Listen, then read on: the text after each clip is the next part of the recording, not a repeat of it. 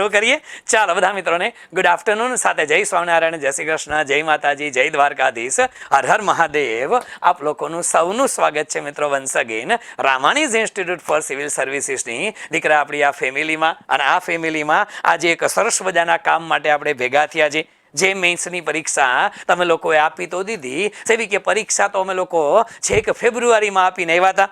હા, પણ પેપર એ લોકોએ સરી કે એપ્રિલ મહિનામાં આપેલું, તો કે હવે સોલ્યુશન કંઈક કરીએ. અને એમાંય પેપર તો તમારું ઘણા સમયથી આવી ગયું હતું, પણ તમને ખબર જ છે અલિયા કે છેલ્લા એકાદ મહિનાથી હા અમે લોકો અમારા શેડ્યુલની અંદર બિઝી હતા.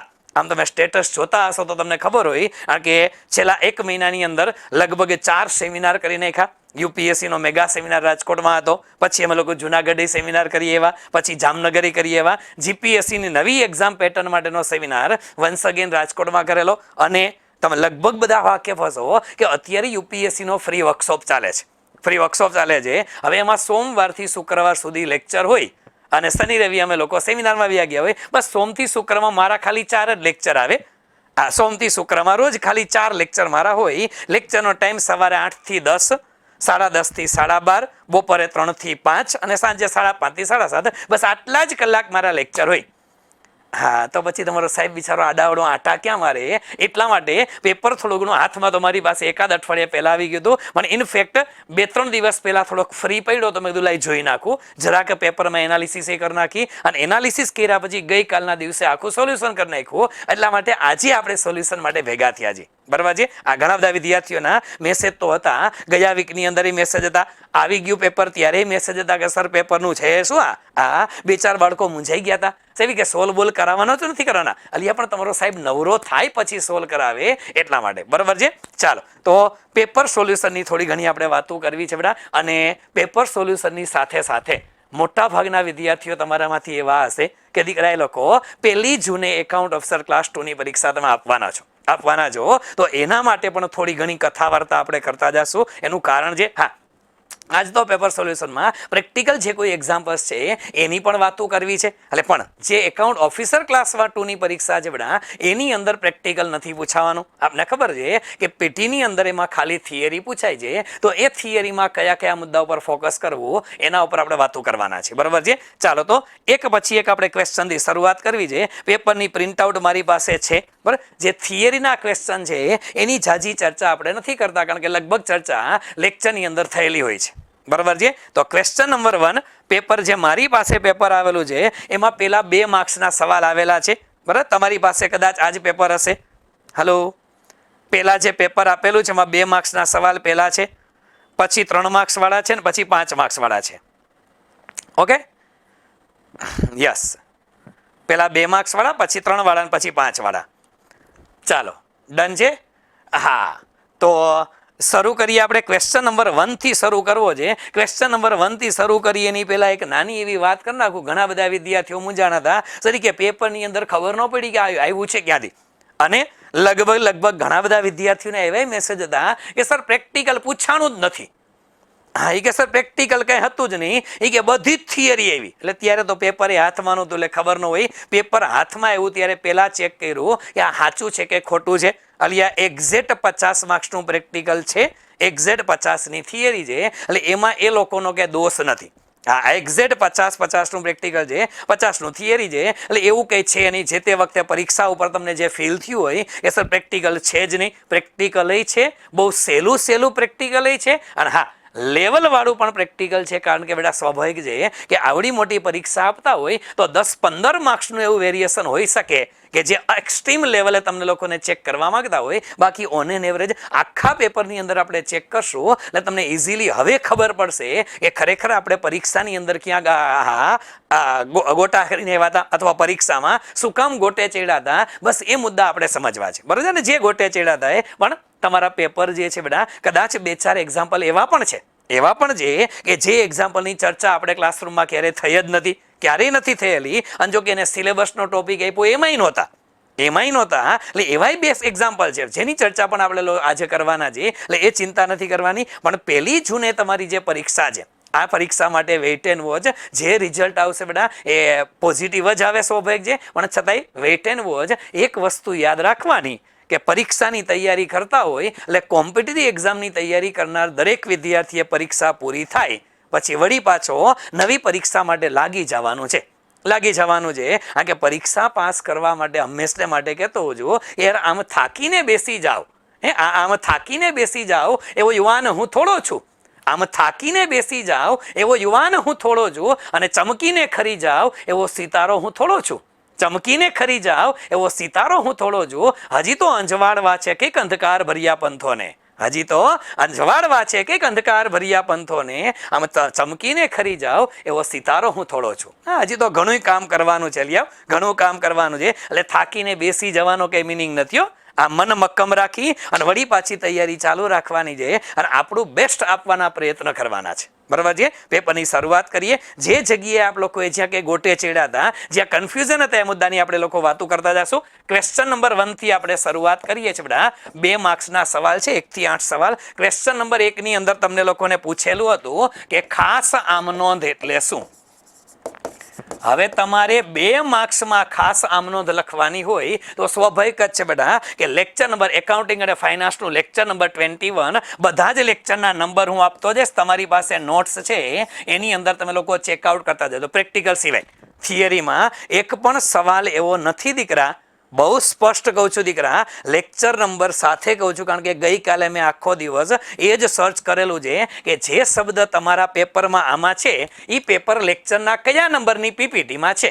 તમારે લોકોએ પણ ચેક કરી લેવાનું છે દીકરા. હું ચેક કરીને જ આવ્યો છું. સર 50 માર્ક્સની જે થિયરી પૂછાણી છે ને, 50ની થિયરી, એ 50ની થિયરી તમારા એપ્લિકેશનના લેક્ચરમાં છે. તમારી પાસે પીપીટીમાં પણ હશે અને તમારી પાસે તમારી નોટ્સમાં પણ હશે.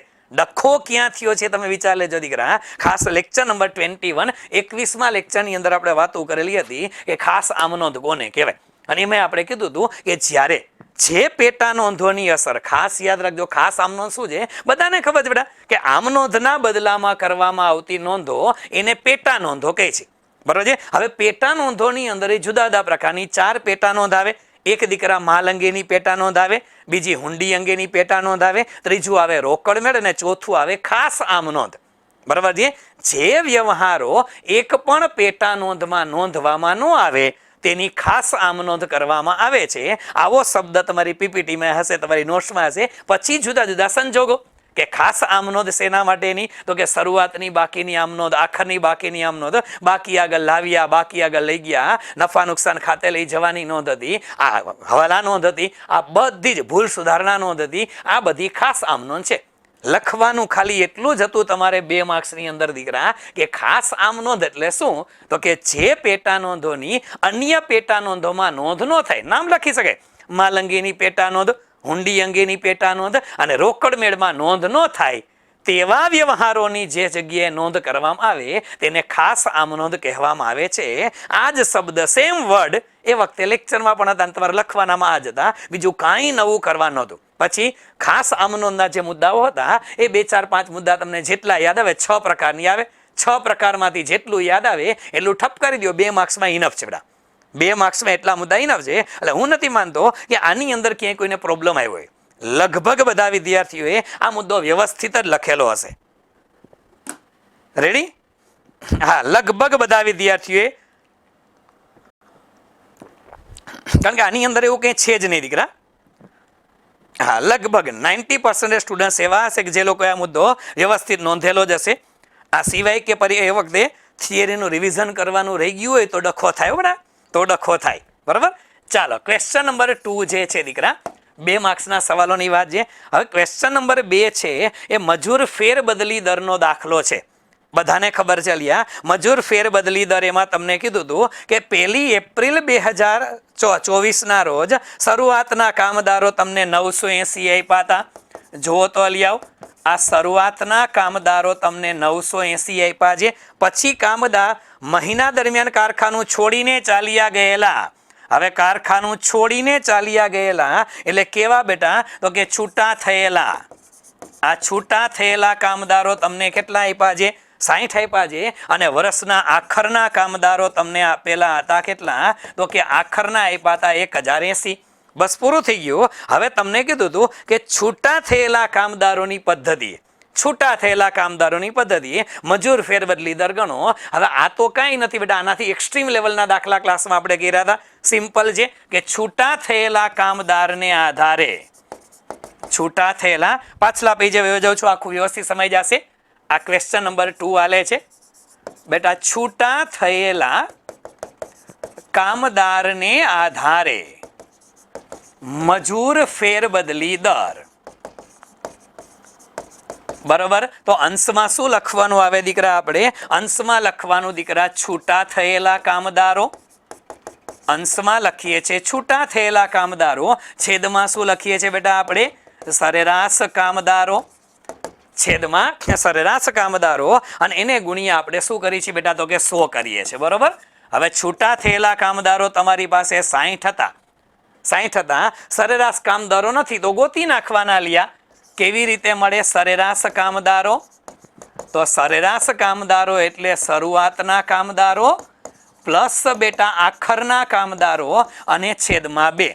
હવે શરૂઆતના કામદારો તમને આપ્યા જ છે દીકરા. કેટલા હતા? 980 આપેલા હતા.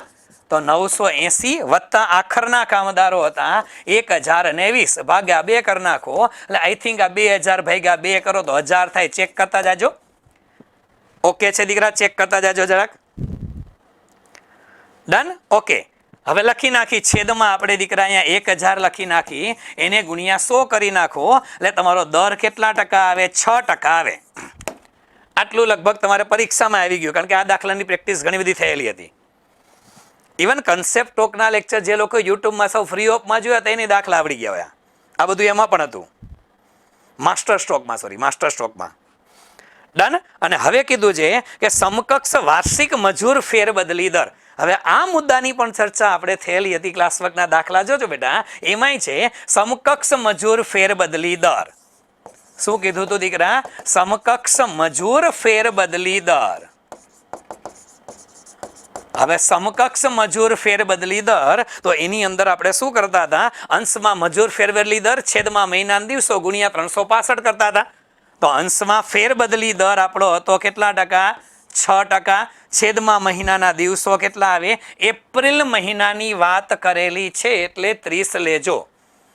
પરીક્ષામાં આપણું ધ્યાન ન ગયું હોય, માસ ન આપે તો 31 લેવાનું કીધું હતું, માસ આપ્યો છે તો 30 જ લેવા લઈ આવ. હા, છેદમાં 30 કરી નાખો ગુણ્યા 365 કરી નાખો, ગુણાકાર ભાગાકાર કરો એટલે મારા ખ્યાલ મુજબ લગભગ 73% આવે છે. 73% તમારો જવાબ આવે. બરાબર? બંને મુદ્દા બેટા ઇઝીલી ક્લાસની અંદર કરેલા છે ને 2 મુદ્દા આવડતા હોવા જોઈએ. પરીક્ષામાં ભગા કર્યા હોય, હા હોઈ શકે, ઘણા પરીક્ષામાં ભગા કર્યા હોય આમાં અને આવી ગયા હોય પરીક્ષાની અંદર તો કઈ ચિંતા નથી. બરાબર? ચાલો ડન દીકરા. ઓકે, ક્વેશ્ચન નંબર 3 ઉપર વ્યા જાય છે. ચાલો એક્ઝામ્પલ નંબર 3. ક્વેશ્ચન 3, રાબેતા મુજબ માહિતી આપી હતી. નીચેની માહિતી પરથી માલ સામાન મિશ્રણ વિચલનની ગણતરી કરો. હલો, કયું વિચલન કીધું તું અલિયા? માલ સામાન મિશ્રણ વિચલન MMV ની વાત કરી હતી અલિયાઓ, કરેલી હતી. માલ સામાન મિશ્રણ વિચલન, અને માલ સામાન મિશ્રણ વિચલન માટે 2 સિચ્યુએશન આપી હતી. યાદ આવે છે કોઈને? હા, છેલ્લે આના દાખલા પણ આપણે ગણેલા જતા દીકરા. માલ સામાન મિશ્રણ વિચલન 2 પરિસ્થિતિ આવે. કઈ બેટા? પ્રમાણ મિશ્રણ અને ખરેખર મિશ્રણ સરખા હોય ત્યારે, અને પ્રમાણ મિશ્રણ અને ખરેખર મિશ્રણ સરખા ન હોય ત્યારે. બરોબર છે? આ એ જ દાખલો છે બેટા, એ જ દાખલો છે, એઝ ઇટ ઇઝ. હવે આમાં મિશ્રણ એટલે શું થાય દીકરા? તો કે જથ્થાઓના સરવાળાને મિશ્રણ કહેવાય. જુઓ તો દીકરા, જથ્થો, પ્રમાણ જથ્થો આપેલો હતો x માટે 40, y માટે 60, તો ટોટલ કેટલો હતો? 100. ખરેખર જથ્થો x માટે 50, y માટે 60, ટોટલ 110. 2 મિશ્રણ કેવા છે? અલગ અલગ છે અલિયા. એટલે અહીંયા શું છે? MMV ની ગણતરી આપણે કરીએ, પણ દીકરા પ્રમાણ મિશ્રણ અને ખરેખર મિશ્રણ 2 ઇક્વલ નથી. અને જો ઇક્વલ ન હોય તો તમારે MMV ની ગણતરી માટે બેટા સૂત્ર કયું લેવું પડે? તો કે સર MMV નું સૂત્ર પ્રમાણ કિંમત તો આવે, શું સૂત્ર કીધું હતું? સ્ટાન્ડર્ડ પ્રાઇસ, પ્રમાણ કિંમત, કૌંસમાં પ્રમાણ જથ્થાની જગ્યાએ શું આવે? સુધારેલ પ્રમાણ જથ્થો માઇનસ ખરેખર જથ્થો. યાદ આવે છે દીકરા સૂત્ર? શું આવે? સુધારેલ પ્રમાણ જથ્થો ગોતી લેવાનો, બાકી કંઈ ફરક નથી બેટા. જો બંને મિશ્રણ સરખા હોત તો વપરાશ વિચલનનું જે સૂત્ર હતું એ જ આપણે અહીં લેવાનું હતું બેટા. જો બંને સરખા હોય તો વપરાશવાળું સૂત્ર હતું. આમાં બે સરખા નથી તો આ સૂત્ર લેવાનું, સુધારેલ પ્રમાણ જથ્થાવાળું. હવે આપણે બેટા વ્યવહારે સુધારેલો પ્રમાણ જથ્થો શોધવો પડે ને. સુધારેલ પ્રમાણ જથ્થો આ શોધવા માટે પણ સૂત્ર કીધેલું હતું, યાદ આવવું જોઈએ દીકરા તમને. અત્યારે આવે કે ન પરીક્ષામાં યાદ આવેલું હોવું જોઈએ. શું આવે? કુલ ખરેખર જથ્થો, ટોટલ એક્ચ્યુઅલ ક્વોન્ટિટી, કુલ ખરેખર જથ્થો ટોટલ એક્ચ્યુઅલ ક્વોન્ટિટી ઇન્ટુ પ્રમાણ જથ્થો સ્ટાન્ડર્ડ ક્વોન્ટિટી અને છેદમાં total standard quantity TSQ. Yes દીકરા, total actual quantity into standard quantity અને છેદમાં ટોટલ સ્ટાન્ડર્ડ ક્વોન્ટિટી. એક્સ માટે વિચાર કરીએ, કુલ ખરેખર જથ્થો, ખરેખર જથ્થાઓનો સરવાળો 110 હતો. 110 એને ગુણ્યા પ્રમાણ જથ્થો કેટલો આપેલો હતો લિયા? 40 હતો. તો 40 અને છેદમાં કુલ પ્રમાણ જથ્થો 100 હતો, બરાબર કેટલા થઈ ગયા? 44 થયા. એક્સ માં 44. વાય માટે ગણતરી કરીએ, વાય બરાબર 110 બરાબર 60 છેદમાં 100 બરાબર કેટલા? 66 આવે. રેડી છે દીકરા? ગાડી પાટા ઉપરથી હેઠે ઉતરતી હોય તો કહેજો બધું. ચાલો ડન છે દીકરા. કિંમત મૂકશું આપણે આની અંદર. તો પેલા એક્સ માટે પ્રમાણ કિંમત આપેલી હતી કેટલા રૂપિયા લ્યા? એક્સ માટે પ્રમાણ કિંમત આપેલી હતી 50 રૂપિયા. કૌંસમાં સુધારેલ પ્રમાણ જથ્થો હતો આપણો 44 દીકરા, અને માઇનસ ખરેખર જથ્થો હતો, માઇનસ ખરેખર જથ્થો.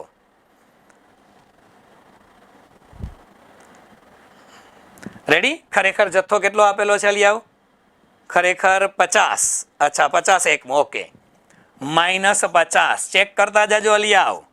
50 અને કૌંસમાં માઇનસ 6, 44 માંથી 50 જાય, 6 50 ને 30 એટલે 300 આવ્યા. પણ કેવા આવ્યા? માઇનસ આવ્યા. બરાબર. અને પછી આવું વાય માટે લખી નાખવાનું. વાય માટે પ્રમાણ કિંમત આપેલી હતી દીકરા, પ્રમાણ કિંમત એકમ દીઠ પ્રમાણ કિંમત 40 રૂપિયા છે. સુધારેલ પ્રમાણ જથ્થો 66 માઇનસ ખરેખર જથ્થો 60. 40 ના 40, 6 ના 6, 6 ચોકુ 24, 240 પ્લસ હતા. બેનો સરવાળા બાદ બાકી કરી નાખો, છેલ્લે જે જવાબ આવે, કેટલો જવાબ આવે? માઇનસ 60 આવે. હલો, આવ્યું તું? આવું ક્યાં આવ્યું તું કે પરીક્ષામાં લાવ? હા, ચેટ બોક્સ ઓપન કરી નાખજો. આવું ક્યાં આવ્યું તું? હા, તો આમ બબે કરીને જ ભેગા કરવાના જ ભાઈ.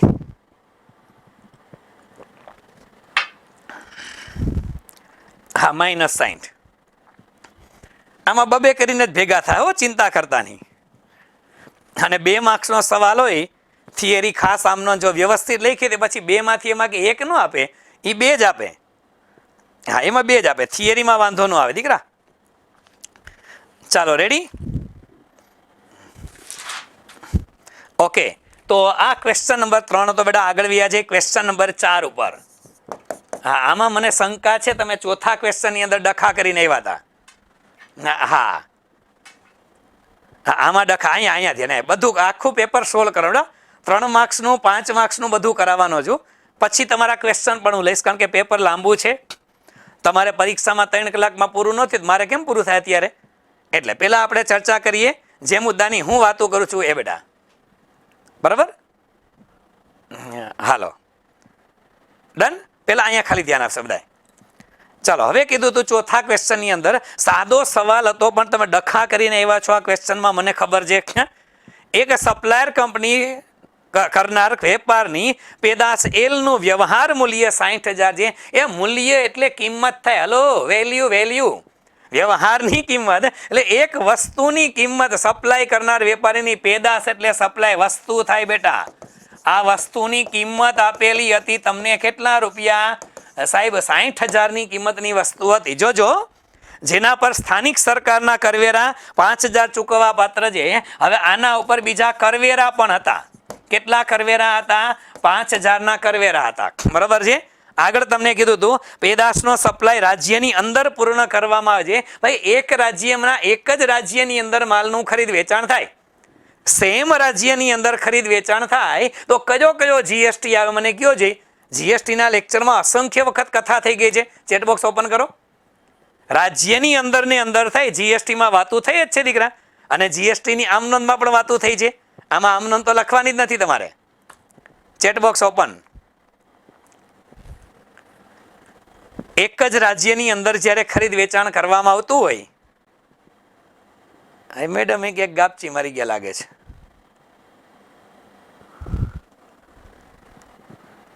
એકને એક રાજ્યની અંદર ખરીદ વેચાણ થાય ત્યારે કયા કયા જીએસટી લાગે? સી જીએસટી ને એસ જીએસટી લાગે, વ્યવહારે લાગે. આપણે લગાડ્યા હતા, આપણે ભણ્યા હતા, આપણે ખબર જ છે. થિયરીમાં આ મુદ્દો ભણી ગયા હતા. આગળ કીધું વસૂલ કરવા પાત્ર વસ્તુ અને સેવા કર 18% છે. કેટલા ટકા જીએસટી લગાડવાનો છે દીકરા? તો કે જીએસટી તમારો 18% છે. તો એટલી તો ખબર પડે ને, 18% જીએસટીના કેટલા ભાગ પડે? 2 ભાગ પડે બેટા. કઈ રીતે ભાગ પડે? સી જીએસટી છે દીકરા એ 9% લાગે, અને એસ જીએસટી છે એ કેટલા ટકા લાગે? બીજા 9%. આટલી ખબર પડે. એક રાજ્યમાંથી બીજા રાજ્યમાં જાય તો 18% સીધે સીધો આઈ જીએસટી લાગે. હતી વાત આવી? કાંઈ કરવાનું નથી કીધું. અલિયા આગળ વાંચો તો ખરા તમને. સપ્લાયનું મૂલ્ય, સપ્લાય એટલે વસ્તુ પુરવઠો. આ વસ્તુની કિંમત અને વસ્તુ અને સેવા કરની રકમ નક્કી કરવાની કીધી હતી. હવે આમાં ક્યાં તમને રોકેટ સાયન્સ પૂછી નાખ્યું છે? 18% ગણતા આવડે જીએસટી? ઘણા લોકો અહીંયા ડખો કરીને આવ્યા સોરી કે વસ્તુની કિંમત 60,000 વત્તા કરવેરા 50,000 5,000, અને પછી તમારામાંથી ઘણા સ્ટુડન્ટ એવા હશે દીકરા કે જે લોકોએ 60 વત્તા 5 65,000 ઉપર 18% ગણ્યા છે. એટલે આ જીએસટી એટલે ગુડ્સ એન્ડ સર્વિસ ટેક્સ છે, ડેસ્ટિનેશન ટેક્સ છે. ટેક્સ ઓન ટેક્સ નું આવે કાસ્કેડિંગ ઇફેક્ટ શબ્દ ભણતા આપણે કે સર ટેક્સ ઉપર ટેક્સ જૂના જમાનામાં લાગતો તો એ ન લાગે એટલે જીએસટી આવ્યો. તો કરવેરા ઉપર જીએસટી ન હોય. હલો, ખબર પડે દીકરા? કરવેરા ઉપર કઈ રીતે જીએસટી લાગે? તમે વિચાર તો કરો. કરવેરા ઉપર જીએસટી લાગે. હવે પરીક્ષામાં તમે ચોથા ક્વેશ્ચનમાં હલવાઈ ગયા હોય, કરવેરા ઉપર બેટા જીએસટી ન લાગે. બરાબર? હા, કરવેરા ઉપર જીએસટી ન લાગે. વસ્તુ અને સેવા કર 18% કીધું છે. આપણે વિચારવાનું દીકરા, એમાં એને નથી લખ્યું સી જીએસટી એસ જીએસટી. આપણે ભણ્યા હતા કે એક જ રાજ્યની અંદર માલનું ખરીદ વેચાણ થાય એટલે 2 પ્રકારના ટેક્સ આવે. 2 પ્રકારના ટેક્સ આવે. એ પરીક્ષામાં ન કહ્યો દીકરા, એ આપણે કરવાનું. હા, આપણે કરવાનું. અને પરીક્ષાની અંદર તમારે લખવું પડે દીકરા કે આણ્યા તમે લોકો સી જીએસટી લગાડો છો તો સી જીએસટી અને એસ જીએસટી એ બે તમારે 9% આવે. હવે 9% જીએસટી એટલે જોજો બેટા, આ 60,000 90 કે 54, જોજો 54 એટલે કેટલા આવે? 9% કરો 60,000 ના લો 5,400 આવે. 5,400 90 કે 54 ને 90 કે 54 5,400.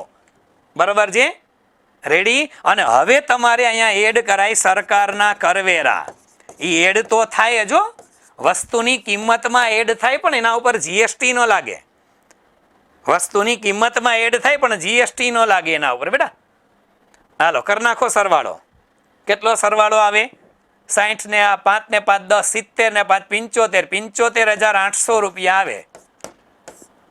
બસ પૂરું થઈ ગયું. જીએસટી ની રકમ આવી ગઈ એમાં અને વસ્તુનું મૂલ્ય આવી ગયું. આટલી 5 લીટી લખવાની હતી 2 માર્ક્સમાં દીકરા. હા, બરાબર. કોઈ પણ પ્રકારના સ્થાનિક સરકારના કરવેરા છે, સ્થાનિક કરવેરા છે એટલે કરવેરા એડ કરવાના હોય છેલ્લે, એના ઉપર જીએસટી નો લાગે દીકરા. જીએસટી તો વસ્તુની કિંમત ઉપર લાગે. વસ્તુની કિંમત 60,000 હતી. સી જીએસટી એસ જીએસટી હા અલગ લખવું પડે, અલગ લખવું પડે. જો પરીક્ષક એમ લાગે કે વાંધો નથી તો હાલશે, પણ પરીક્ષક જો અલગ ન લખ્યું હોય તો પરીક્ષક છૂટ મારીએ, અડધો માર્ક્સ કાપવાની. ભેગું લખ્યું હોય છે હા તો 1.5 આપશે, અલગ લખ્યું હોય તો 2 આપે. આમાં બીજું કાંઈ ન હોય દીકરા. પ્રોબ્લેમ એ જ છે દીકરા, આગળ ઘણા દાખલામાં હું તમને સમજાવીશ કે તમે ક્યાં ગોટા કરીને આવ્યા છો. એટલે પરીક્ષાના આગલા દિવસે પણ કીધું હતું અલિયાવ કે તમારું પ્રેઝન્સ ઓફ માઇન્ડ છે ને એક્ઝામમાં એ કામ કરશે. હા, પ્રેઝન્સ ઓફ માઇન્ડ આપણે ગણશું દાખલા લગભગ 85+, 85+ માર્ક્સ એવા છે કે જેની પીપીટીમાં તમારી પાસે ચોપડામાં નોંધ છે હો દીકરા. 100 માર્ક્સના પેપરમાંથી 85+, લગભગ 85 માર્ક્સ એવા છે કે જે ઓલરેડી આપણે ક્લાસમાં તમારી પીપીટીમાં તમારી પાસે છે, તમારી નોટ્સમાં છે દીકરા. આ 15 માર્ક્સનું જ એવું છે કે જે આપણે કે ટચવાનું આવ્યું હોય. 85 તમારી નોટ્સમાં હતા દીકરા. હાલો કાંઈ વાંધો નહીં, આપણે જોઈએ ક્યાં ભગા કર્યા છે જોતા જઈ. ચાલો આગળ વધીએ. ક્વેશ્ચન નંબર 4 ની અંદર આ છે ડન છે દીકરા. ઓકે, આગળ વધીએ. ક્વેશ્ચન નંબર 5 માં આવ્યા જાય. Question number 5. હવે એમાં તમને કીધેલું હતું ઔચિત્ય ઓડિટ એટલે શું? ઔચિત્ય ઓડિટ, ઓડિટના પ્રકારો છે. ઓડિટની પીપીટી જોજો, લેક્ચર જોઈ લેજો. ઓડિટિંગના લેક્ચર હતા, એની અંદર લેક્ચર નંબર 61, 61માં લેક્ચરની અંદર બીજી સ્લાઇડમાં આપણે સમજાવેલું છે ઔચિત્ય ઓડિટ કોને કહેવાય. કંપનીના પૈસા યોગ્ય દિશાએ વપરાય છે એના માટે કંપનીના કર્મચારી, લેણદારો, દેવાદારો આ લોકો માટે જે ઓડિટ કરવામાં આવે એને ઔચિત્ય ઓડિટ કહેવામાં આવે છે. આ તમારી નોટબુકમાં છે ને બધી જગ્યાએ છે, બરાબર. ચાલો ક્વેશ્ચન નંબર 6. ક્વેશ્ચન નંબર 6, સૂચકાંક એટલે શું? સૂચકાંક એટલે શું? 2 માર્ક્સમાં સૂચકાંકની વ્યાખ્યા જ લખવાની હોય. વસ્તીમાં વધારો ઘટાડો થાય, ગરીબીના દરમાં વધારો ઘટાડો થાય, બેરોજગારીમાં વધારો ઘટાડો થાય, આવકમાં વધારો ઘટાડો થાય, એને માપવા માટેનું સાપેક્ષ માપ એટલે સૂચકાંક. આટલું જ લખવાનું હતું ને પછી 2 ઉદાહરણ આપવાના હતા. આટલું લખી ઉદાહરણ આપવાના હતા. આ લેક્ચર મીરા મેડમે જે આંકડાશાસ્ત્ર ભણાવ્યું એની અંદર છે. અને જો તમે લોકોએ રેકોર્ડેડ લેક્ચરની અંદર જોયા હોય તો આંકડાશાસ્ત્રની અંદર રેકોર્ડેડ લેક્ચર નંબર 3 ની અંદર મેં પણ ભણાવેલું છે. લેક્ચર નંબર 3 સ્ટેટિસ્ટિક્સનું ફોલ્ડર, એમાં તમે 2 પોર્શન જોયા હોય. 2 પોર્શનની અંદર એક આવે રેકોર્ડેડ અને બીજું આવે live lecture. Live lecture Meera મેડમના એમાંય છે સૂચકાંક દીકરા, અને મેં ભણાવ્યું એમાંય છે. પીપીટી ચેક કરી લેજો. લેક્ચર નંબર R3, R બોલે તો રેકોર્ડેડ. 2 માર્ક્સ છે, જાજી ચિંતા નથી. 5-7 લીટી લખી નાખો, ઇનફ થઈ ગયું દીકરા, ઇનફ થઈ ગયું, બરાબર. હા, બસ પૂરું થઈ ગયું. અને પછી તમારે લખવું હોય તો લખાય.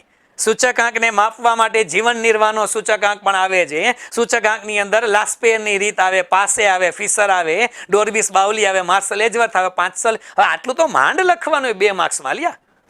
ખાલી સૂચકાંકનો ખાલી અર્થ લખી નાખો અને ઉદાહરણ લખી નાખો, પૂરું થઈ ગયું. આમાં જાજુ કાંઈ ન હોય. ચાલો ક્વેશ્ચન નંબર 7. પરીક્ષાની અંદર ખરેખર તમે ગોટે ક્યાં ચડ્યા એ મને સમજાતું નથી. હા, 2-3 દાખલા ખરેખર એવા હતા, વિચિત્ર હતા. હા, એ ગઈકાલે સાંજે મેં ગોઈતા હતા. રાતે 9:30 વાગે હું દાખલા ગોતતો હતા કે આવ્યું ક્યાંથી આ.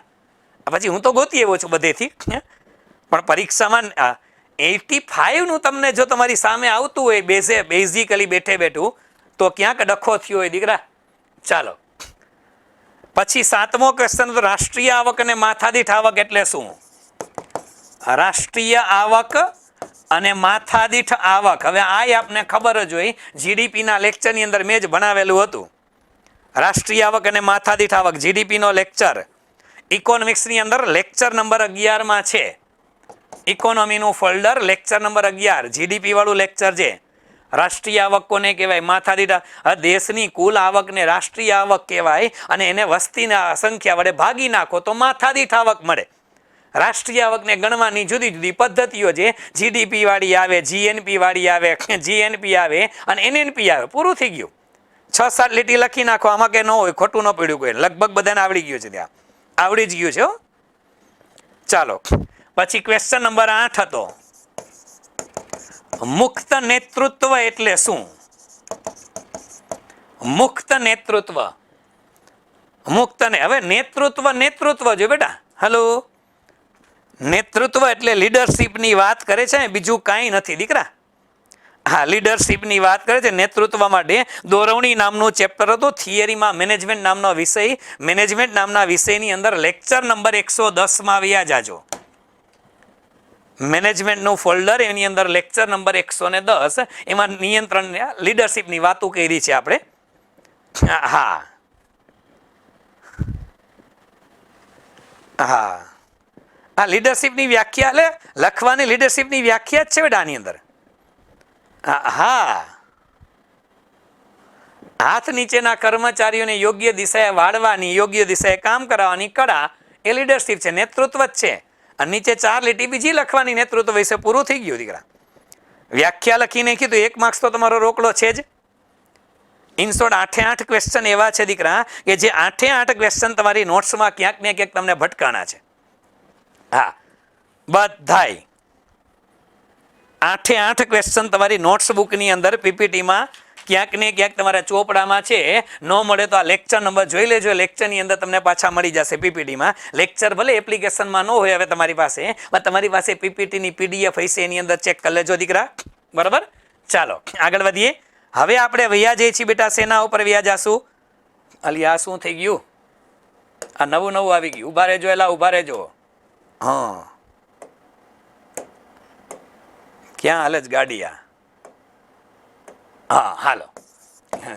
Question number 1. હવે બધા દાખલા આવે છે 3 માર્ક્સ વાળા લઈ લે છે દીકરા. હવે જે બધું છે એ 3 માર્ક્સ વાળું છે, 3 માર્ક્સ વાળા. બરાબર, ચાલો ટૂંકમાં જવાબ આપો. 3 માર્ક્સના હતા. હવે એની અંદર ભારતીય હિસાબી ધોરણો અને IFRS, બરાબર, એના તફાવત માટે કદાચ તમારી પાસે કંઈક લિથો મટીરિયલ્સ જેવો મુદ્દો આવ્યો હોય ખરો. બરાબર, ઇન્ડિયન IAS, ઇન્ડિયન AS અને IFRS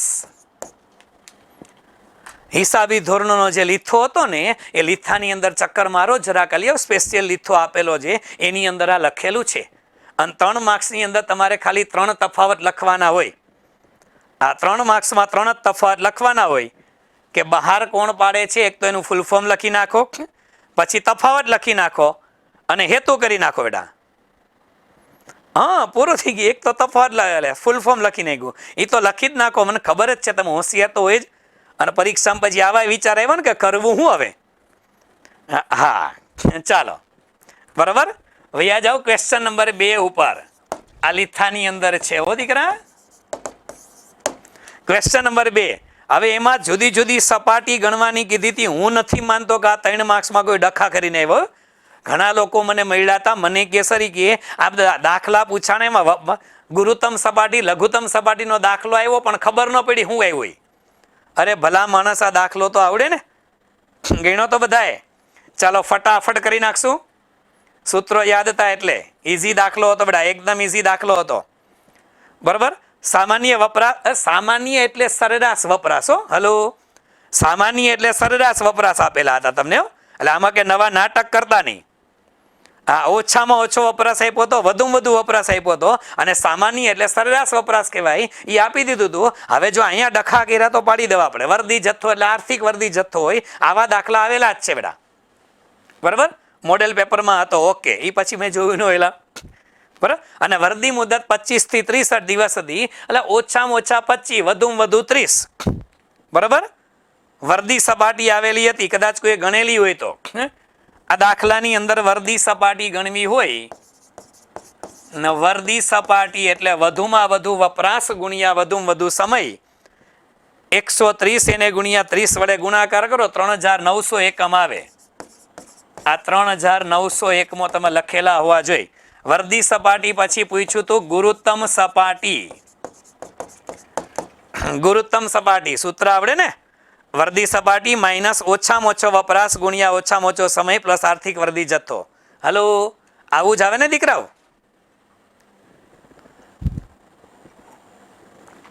વર્દી સપાટી માઇનસ ઓછામાં ઓછો વપરાશ ગુણ્યા ઓછો સમય પ્લસ આર્થિક વર્દી જથ્થો. બરાબર, એનો જવાબ લગભગ 7400 સમથિંગ તમારે આવ્યો હશે. ચેક કરી લેજો દીકરા. 7401 મો આર્થિક વર્દી, સોરી ગુરુત્તમ સપાટી. પછી લઘુત્તમ સપાટી. અહીંયા છોકરા ગોટે ચડ્યા હતા, મને ખબર હતી, કારણ કે સમય અહીંયા પોઈન્ટમાં આવે. હલો, કારણ કે વધુમાં વધુ સમય અલિયા 30 હતો, ઓછામાં ઓછો 25 હતો, તો સરેરાશ કેટલો આવે? 27.5 આવે ને. 27.5 આવે ત્યાં. હા હા, પોઈન્ટમાં જ આવે ને તો. પણ 3,900 એટલે 27.5 હતા, પણ સરેરાશ વપરાશ 100 તો ગુણાકાર કરો એટલે હરખું થઈ જાય. હા, 2,750 થઈ જાય પછી, બરાબર. અને 3900 માંથી બાદ કરો એટલે 1,150 આવે. 1,150 એકમો. અને પછી તમને પૂછેલી હતી સલામતી જથ્થો, એટલે સલામત સપાટી, ઓલી વિચિત્ર સપાટી, વિચિત્ર સૂત્રવાળી હતી. વધુમાં વધુ વપરાશ એને ગુણ્યા કૌંસમાં વધુમાં વધુ સમય માઇનસ સરેરાશ સમય, માઇનસ સરેરાશ સમય. હા હા, અરે અમુકમાં 5 માર્ક્સના દાખલા 3માં, 3ના 2માં, અને 5 માર્ક્સમાં અમુક દાખલા એવા છે બેટા, જે 2 માર્ક્સમાં 3 માર્ક્સમાં હાલે એવા છો. 5 માર્ક્સના દાખલા હમણાં ગણાવું બેટા. અમુક દાખલા એવા છે કે જે 2 ને 3 વાળા હતા એમાં પૂછી નહીં ખાતા. ચાલો કઈ વાંધો નહીં, આપણે તો ગણવાથી મતલબ હતો. અમુક નાના હતા, અમુક મોટા દાખલા હતા. આ દાખલો ખરેખર 5 માર્ક્સમાં આવે, પણ એને પૂછ્યો 3માં, કઈ વાંધો નહીં. ઓકે, 325 એકમો આવતા હતા. 325 એકમો. છતાંય ચેક કરી લેજો, ભૂલચૂક લેવી દેવી. હા, કારણ કે મેં દાખલા ગણીને એખાદ બધા, છતાંય તમે સૂત્ર ચેક કરી લેજો. આડાવડા હોય તો મને ધ્યાન દોરજો, કારણ કે આ પેપર મેં ગઈકાલે ફટાફટમાં ગણ્યું છે એટલા માટે. એટલે કદાચ કે સરવાળા બાદબાકીમાં ભૂલ થઈ ગયો તો તમે ચેક કરજો દીકરા. ચાલો, રેડી? ઓકે, ત્યાર પછી ક્વેશ્ચન નંબર 3 હતો. સૌથી વધારે મજા આવી હશે છોકરાઓને. હા, પેટમાં ગલગલિયા થયા હોય, સીમાંત પડતરનો દાખલો. અને અસંખ્ય દાખલા આવા ગણ્યા હતા, ડેલ્ટા વાળા દાખલા. હા, આ દાખલો જેને પેટમાં ગલગલિયા થયા જ હોય ભાઈ, હા, આની જોરદાર પ્રેક્ટિસ કરી હતી. બીજું પેપર તો સાઈડમાં, અમુક 4-5 દાખલા આવા જોઈએ ને, એમાં છોકરાને મજા આવી હતી. હાલો કે બીજું બધું કાંઈ નહીં, આ તો સારું ગયું. ચાલો, વેચાણ આપ્યા હતા 2 વર્ષના, નફો આપ્યો હતો 1 વર્ષે વેચાણ 1 લાખનું હતું. જોજો દીકરા, આ વેચાણ સેલ્સ કરી નાખું છું અહીંયા. વેચાણ અને નફો આપ્યો છે. એક વેચાણ આપેલું હતું 1 લાખનું અને નફો હતો સામે 10,000. પછી વેચાણ હતું 1,20,000 અને નફો હતો 14,000. રેડી?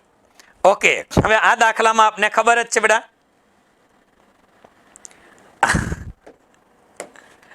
એમને શરૂઆત આનાથી કરે. તમને છોટી સપ્લિમેન્ટરી આપી હતી કે ક્વેશ્ચન હતું એમાં જ નીચે જવાબ લખવાના હતા. ક્વેશ્ચન તો આપ્યા હતા ને, એમાં નીચે જ જવાબ લખવાના હતા ને.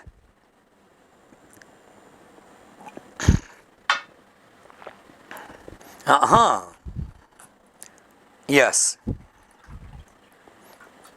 તમારે ખરેખર એ વખતે ક્વેશ્ચન પેપર, અગાઉ પણ મેં કદાચ કીધેલું જ હશે દીકરા કદાચ લેક્ચરમાં, કે ક્વેશ્ચન પેપરની શરૂઆત છે ને દીકરા, એ હંમેશા પહેલા ક્વેશ્ચનથી જ કરાય. હંમેશા પહેલા ક્વેશ્ચનથી કરાય. આમાંથી તમારામાંથી 50%થી વધારે વર્ગ એવો હતો દીકરા, જેટલાને મેં ટેલિફોનિક કોન્ટેક્ટ કર્યા હતા, જેટલાને મેસેજમાં વાત થઈ હતી, 50%થી વધારે છોકરા કન્ફ્યુઝનમાં એટલા માટે પડી ગયા હતા, કારણ કે એ લોકો સીધા પેલા 5 માર્ક્સના સવાલમાં ગયા હતા. 50%થી વધારે છોકરા 5 માર્ક્સનો સવાલ પહેલા ઉપાડવા ગયા હતા ને, એટલે હેબતાઈ ગયા હતા. કાયદેસર હેબતાઈ ગયા હતા બેટા. તમારે કઈ જોવાનું હતું જ નહીં દીકરા. હા, તમે ડાયરેક્ટ 5 માર્ક્સના ક્વેશ્ચન માટે ગયા હતા એટલે હેપતાઈ ગયા હતા. કારણ કે 5 માર્ક્સની અંદર 2 ક્વેશ્ચન એવા જોવા મળે કે જે ક્વેશ્ચન 2 ક્વેશ્ચનમાં મારે વિચાર કરવો પડ્યો દીકરા.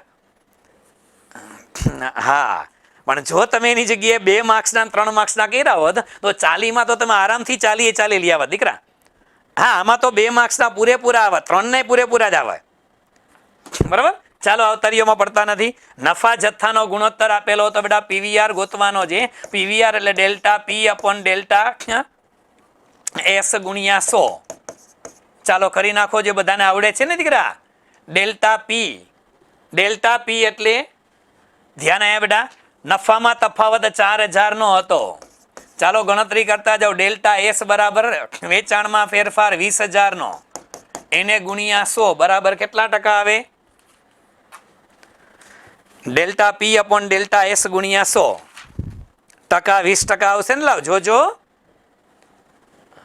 તમે ટકાવારી ચેક કરજો જેની પાસે કેએલસી છે એ લોકો દીકરા, કારણ કે અહીંયા આંકડાકીય માહિતી આ ગાણિતિક દોષ હોઈ શકે ખરો. ચાલો પીવીઆર મળી જાય પછી એને કીધું તું ન કીધું હોય તો આપણે પેલા ગોતવો પડે. પીવીઆર તો ગોતી નાખો કીધું એટલે. હવે સ્થિર ખર્ચા ગોતવા પડે, એફ વગર કાંઈ ન મળે. એફ બરાબર પણ કીધું તું દીકરા એસ ગુણ્યા પીવીઆર માઇનસ પી.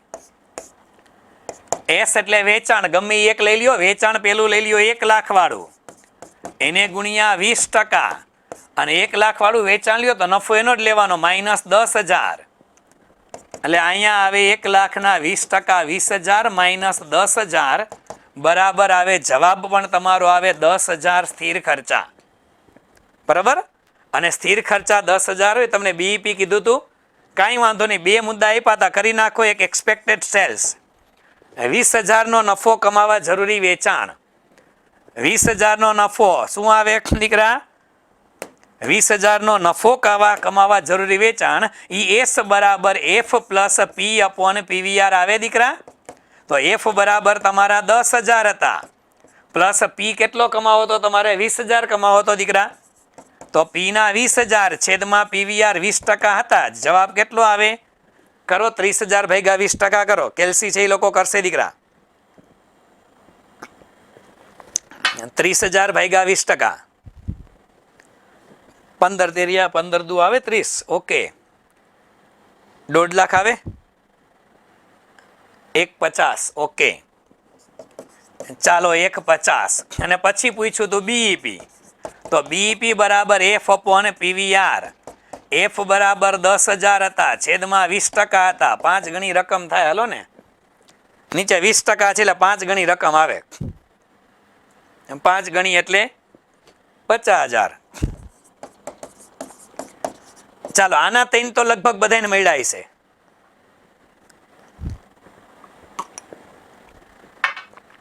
ની કે 5 માર્ક્સનો એકાદો ગુણોત્તરનો દાખલો આવ્યો હોત ને તો એ મજા આવી જાત. એવું નથી, આ લોકોએ ઘણા દાખલા અલગ અલગ જગ્યાએથી લીધા છે. ક્યાંથી લીધા છે હમણાં ચર્ચા કરીએ છીએ આપણે. હા, બુકના નામ આપીશ અને પાના નંબર એ આપીશ, ચિંતા કરો માં. હા ચાલો આગળ ક્વેશ્ચન 3 ની અંદર કે વાંધો નથી બેટા. ચાલો હાલો, યસ, ક્વેશ્ચન નંબર 4. ભારતીય નાગરિક શ્રી પ્રકાશ પટેલ છેલ્લા 15 વર્ષથી અમેરિકામાં રહે છે. હલો, કેવા નાગરિક છે? ભારતીય નાગરિક જે 15 વર્ષથી અમેરિકામાં રહે છે, પરંતુ 1 જુલાઈ 2023 ના રોજ ભારતની મુલાકાતે આવ્યા. સમજો દીકરા, આ ભાઈ ભારત આવે છે, આ સેમ દાખલો, નામ ફેરફાર છે. મને યાદ છે ત્યાં સુધી સેમ દાખલો આપણે છેલ્લે દાખલા ગણ્યા એની અંદર છે દીકરા, સેમ દાખલો છે. 1 જુલાઈએ આ ભાઈ 1 જુલાઈ 2023 માં ભારત આવે છે અને ક્યાં સુધી રહે છે? 30 એપ્રિલ 2024 સુધી રહે છે. હવે 30 એપ્રિલ 2024 સુધી રહે છે. તમારે આનો રહેઠાણ વિશે એક દરજ્જો નક્કી કરવાનો છે. વાત પૂરી થઈ ગઈ. હવે આની અંદર કયા વર્ષ માટે કીધું? આકારણી વર્ષ 2024-25. તો તમારું પાછલું વર્ષ કયું ગણાય એટલી તો ખબર પડે ને દીકરા. આ પાછલું વર્ષ એટલે 2023-24 ગણાય. બરાબર છે? એ પાછલા વર્ષ દરમિયાન. હવે પેલી શરત આપણે ભાઈ 1 જુલાઈ આવ્યા એટલે આખો જુલાઈ, ઓગસ્ટ, સપ્ટેમ્બર, ઓક્ટોબર, નવેમ્બર, ડિસેમ્બર, જાન્યુઆરી, ફેબ્રુઆરી, માર્ચ. હલો, 23-24 ના વર્ષમાં 9 મહિના પોતે ભારતમાં હતા. તો 182 થી વધારે દિવસ થાય કે ન થાય? હા કે ના કયો મને? પાછલા વર્ષે 182 કે વધુ દિવસ ભારતમાં હતા કે નહોતા? હતા. બસ પૂરું થઈ ગયું. તો પેલા રહીશ માટેની વાત કરાય. રહીશ અને એના માટે શરત નંબર 1, બરાબર છે, એનું પાલન થાય છે. પાલન થાય છે કારણ કે 182 થી વધુ દિવસ ભારતમાં છે તો એનો દિવસ શરત પાલન થાય છે. હા, એનો મિનિંગ કે આનો રહેઠાણ વિષયક દરજ્જો રહીશ તો છે જ. આ ફાઇનલ. ચાલો, રહીશ છે. બીજું આપણે વાત કરવાની હોય દીકરા સામાન્ય રહીશ માટે. હવે સામાન્ય રહીશ માટે 3 શરતનું પાલન થવું જોઈએ. પહેલી શરત બેટા પાછલા વર્ષમાં રહીશ, તો પાછલા વર્ષમાં રહીશ. હા સાહેબ છે, ઓકે, 3 શરતો લ્યો. બીજી શરત હોય છે કઈ કે પાછલા વર્ષ અગાઉના 10 માંથી 2 વર્ષમાં, શેમાં? આ પાછલા વર્ષ અગાઉના 10 માંથી 2 માં રહીશ છે. એ નથી મારા વીરા, નથી. કારણ કે 15 વર્ષથી તો ભાઈ અમેરિકા હતો, પૂરું થઈ ગયું, પતી ગયું. ના, હવે બીજી શરતનું પાલન ન થાય તો એનો મિનિંગ શું થયો સાહેબ? આ સામાન્ય રહીશ નથી. 3 નું પાલન થાય તો જ સામાન્ય રહીશ નથી. સેમ દાખલો બેટા ક્લાસ વર્કની અંદર છે. 3 માર્ક્સ આમાં પૂરા મળ્યો દીકરા. સામાન્ય રહીશ નથી, નીચે જવાબ આવે ખાલી રહીશ છે, માત્ર રહીશ છે. 3 માર્ક્સ મળે આ રીતે લખવું હોય તો. અને કેમ લખવું પરીક્ષામાં એની ચર્ચા પણ ક્લાસમાં થયેલી છે બેટા. કોઈ ડાઉટ નથી એની અંદર, કોઈ ડાઉટ જ નથી એમાં, એઝ ઇટ ઇઝ. બરાબર, ચાલો ડન છે દીકરા. આગળ વધીએ. Question number 5. Question number 5. હવે આમાં ઓડિટિંગની અંદર મારે કંઈક વિચિત્ર પ્રિન્ટમાં છે, તમને સાચો પ્રશ્ન તમને ખબર હશે. આમાં નસ્ત્ર ઓડિટ એટલે હિસાબોની ગાણિતિક ચોકસાઈ નથી, ચકાસણી એવું છાપ્યું છે. ખરેખર શું હતું આ વિધાનની ચર્ચા કરો. આ પ્રિન્ટની અંદર એવું છે. અચ્છા, નાણાકીય ઓડિટ, ઓકે ડન. ચાલો હાલો, રેડી. આ પ્રિન્ટો નીકળી એમાં નસ્ત્ર ઓડિટ આપ્યું છે. હવે નાણાકીય ક્યાં કાઢવું? બરાબર, યસ. તો ઓડિટિંગનો જે પહેલો લેક્ચર હોય ને બેટા, એ પહેલા લેક્ચરની અંદર આનો જવાબ તમને મળી જાય. હિસાબોની ગાણિતિક ચકાસણી નથી, પણ બધું ધ્યાનમાં રાખવું પડે છે. ઓડિટિંગના લેક્ચર નંબર 1 ની અંદર તમને મળ્યા આ ક્વેશ્ચન. ઓડિટના લેક્ચર નંબર, પહેલું જ લેક્ચર જોઈ લેવાનું. ઓડિટિંગની શરૂઆત થઈ હતી ત્યારે. આગળ નસ્ત્ર શબ્દ મને ન સમજાણો એટલે મેં લખ્યો નથી લેક્ચર નંબર કયો છે, પણ આ ક્વેશ્ચન સાદો છે દીકરા. બરાબર, ચાલો ક્વેશ્ચન નંબર 6. 3 માર્ક્સની અંદર ક્વેશ્ચન નંબર 6.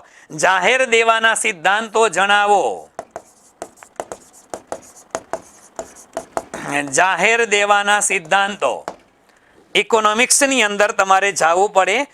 લેક્ચર નંબર, આ ઓડિટિંગની થિયરી વાળા લેક્ચર હતા કદાચ ઓડિટિંગમાં, અને એની અંદર લેક્ચર નંબર જુઓ તો કદાચ 57 વાળો લેક્ચર હશે, છતાંય ચેક કરી લેજો. બરાબર, જાહેર દેવાના સિદ્ધાંતો લેક્ચર નંબર 111 ચેક કરજો જરાક. જાહેર આવક કોને કહેવાય? જાહેર ખર્ચ કોને કહેવાય? ના, જાહેર આવક કોને કહેવાય? જાહેર ખર્ચ કોને કહેવાય? જાહેર દેવું કોને કહેવાય? તો એમાં તમારે પહેલા જાહેર દેવું લખવું પડે કે જ્યારે સરકારની આવક કરતા ખર્ચ વધી જાય ત્યારે તેને પૂર્ણ કરવા માટે સરકાર દ્વારા જે દેવું કરવામાં આવે તેને જાહેર દેવું કહેવાય. લેક્ચર નંબર 111 માં આવી કથા આપણે કરી છે. પછી આગળ એમાં લખાય કે જાહેર દેવું 2 પ્રકારના હોય છે, એક આંતરિક દેવું અને બીજું બાહ્ય દેવું. હલો, હા જો લખ્યું ઇન્ટરનલ એક્સટર્નલ. બરોબર છે દીકરા, આંતરિક દેવું અને બાહ્ય દેવું. હવે જાહેર દેવાનો સિદ્ધાંત એવું કહે છે દીકરા, સિદ્ધાંત, આ સિદ્ધાંત શબ્દ કે નો ભણાવે એવું બની શકે, પણ સિદ્ધાંત એવું કે હા દેવું ખબર પડી પણ પ્રિન્સિપલ ક્યાંથી આવડતો એમ. એમાં સિદ્ધાંતમાં બેટા ખાલી એટલું જ લખવાનું. આપણે તમને ખબર હોય તો એડમ સ્મિથના પેલા આવકવેરાના કરવેરાના સિદ્ધાંતો હતા. એડમ સ્મિથના કરવેરાના સિદ્ધાંતો જે આવતા હતા, હા પ્રમાણસર હોવો જોઈએ એવા કરવેરાના સિદ્ધાંતો હતા. પણ આની અંદર તમારે એવું કઈ નહીં, અહીંયા એક જ લીટી તમારે સિદ્ધાંતોની અંદર લખવાની બેટા કે આ જાહેર દેવું છે ને બેટા, જાહેર દેવું એમાં 2 લીટી લખવાની કે જાહેર દેવું આર્થિક વિકાસને રૂંધે નહીં તેટલું હોવું જોઈએ. જાહેર દેવું આર્થિક વિકાસને રૂંધે નહીં એવું હોવું જોઈએ. ટૂંકમાં વધારે પડતું જાહેર દેવું કરવું જોઈએ નહીં, પ્રમાણસર. દેશી ભાષા માગે તો પછેડી તેવડી સોળ તાણવાની, આપણામાં ભરવાની કેપેસિટી હોય એટલી જ લોન લેવાની, જાજી લેવાની નહીં, જાહેર દેવું કરવાનું. હા હા બસ રીતે બસ બરાબર. એક જ લીટી તમારામાં નવી એડ કરવાની બેટા. બાકી જાહેર દેવાનો અર્થ લખી નાખો, જે જાહેર દેવાના પ્રકાર લખી નાખ્યા. અને એમાં તમે લખી શકો દીકરા, આંતરિક દેવું છે તો આરબીઆઈ પાસેથી ઉછીના લઈએ આંતરિક દેવું કહેવાય, અને વર્લ્ડ બેંક પાસેથી ઉછીના લઈએ અને બાહ્ય દેવું કહેવાય. આ તમે લખી શકો દીકરા, લખી શકાય, ડેફિનેટલી લખી શકાય. બરાબર. પછી લીટી એક જ એડ કરવાની હતી તમારે. બરાબર. ચાલો ક્વેશ્ચન નંબર 7. નાણાં પંચ એટલે શું? નાણાં પંચ એટલે શું? આ બધા સ્પેશિયલ લેક્ચરની અંદર યસ ઇઝી ક્વેશ્ચન છે. લેક્ચર નંબર 42 42માં લેક્ચરની અંદર નાણાં પંચની આપણે વાતો કરેલી છે. આ સૌથી ઇઝી લેક્ચર નંબર 42 ની અંદર નાણાં પંચની વાતો કરેલી છે. ચેક કરી લેજો. પણ એમાં પાછો પ્રશ્ન એ થાય છે કે જાજુ હતું એ કે લખવું શું સમજાણું નહીં. હા 15મું નાણાં પંચ સાહેબ લખવું શું સમજાણું નહીં કે ઘણું આવડતું હતું. માપમાં લખ્યું હશે તો વાંધો નથી દીકરા. ચાલો ક્વેશ્ચન નંબર 8 સામયિક શ્રેણી. સામયિક શ્રેણી. આ સામયિક શ્રેણી મીરા મેડમના લેક્ચરમાં પણ હશે, અને જો તમે આંકડાશાસ્ત્રની અંદર આપણા લેક્ચર જોયેલા હોય તો લેક્ચર નંબર R5 ની અંદર તમને જોવા મળે. R એટલે રેકોર્ડેડ લેક્ચર છે આંકડાશાસ્ત્ર મારા લીધેલા. હા આ 4 ઘટકો સામયિક શ્રેણીના ઘટકો વાળું. યસ દીકરા. બરાબર. અડધું પોણું પનું ભરી દઉં એટલે ઘણું થઈ ગયું. આમાં સામયિક શ્રેણી ના છે જ. આવડતું તું ભલે ને 2 પેજ ભરાય એટલું, પણ લખવાનું આપણે 1 પન્નું જ હતું આમાં. હા સેવી કે જેમાં 2 પન્ના જેટલું આપણે આવડતું હતું ને, જેમાં આવડતું હતું 2 પન્ના જેટલું, એમાં પન્નું 1 જ આપ્યું હતું. અને જેમાં 2 પન્ના આપ્યા હતા એમાં આવડતું હતું 1 પન્નાનું. 2 પન્ના આપ્યા એમાં સ્પેસ ઘટી હતી, પાછી વધી હતી ગણાઈને. 2 પન્ના આપ્યા એમાં 1 જ ભરાનું સેવી ગયા, અને 1 આપ્યું તેને અમારે જગ્યા ઘટી. થાય બેટા થાય. હા ચાલો આવતા રહ્યો. ડન છે દીકરા.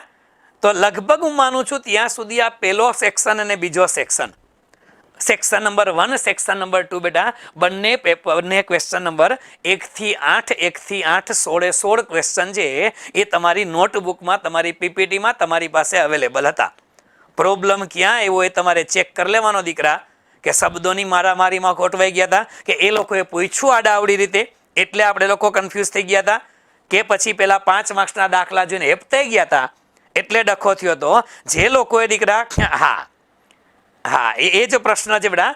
પરીક્ષાના અઠવાડિયા અગાઉ નોન સ્ટોપ કહેતો હતો કે વર્સ્ટમાં વર્સ્ટ સિચ્યુએશન આવે તો આપણે ધ્યાન એ રાખવાનું છે કે તમારી પાસે જે પેપર છે એમાં તમે 3 કલાકમાં બેસ્ટ શું આપી શકો આ વિચાર તમારે કરવાના હતા. આવું લગભગ છેલ્લે સુધી કીધું દીકરા, કે જે છે એ જ છે. હવે એમાં તમે બેસ્ટ શું આપો, તો એમાં બેસ્ટ તમે બેટા એ આપી શકો કે 2 માર્ક્સ અને 3 માર્ક્સ વાળા હતા ને એમાં તમે ઇઝીલી બેટા પૂરેપૂરા માર્ક્સ ગેઇન કરી શકો.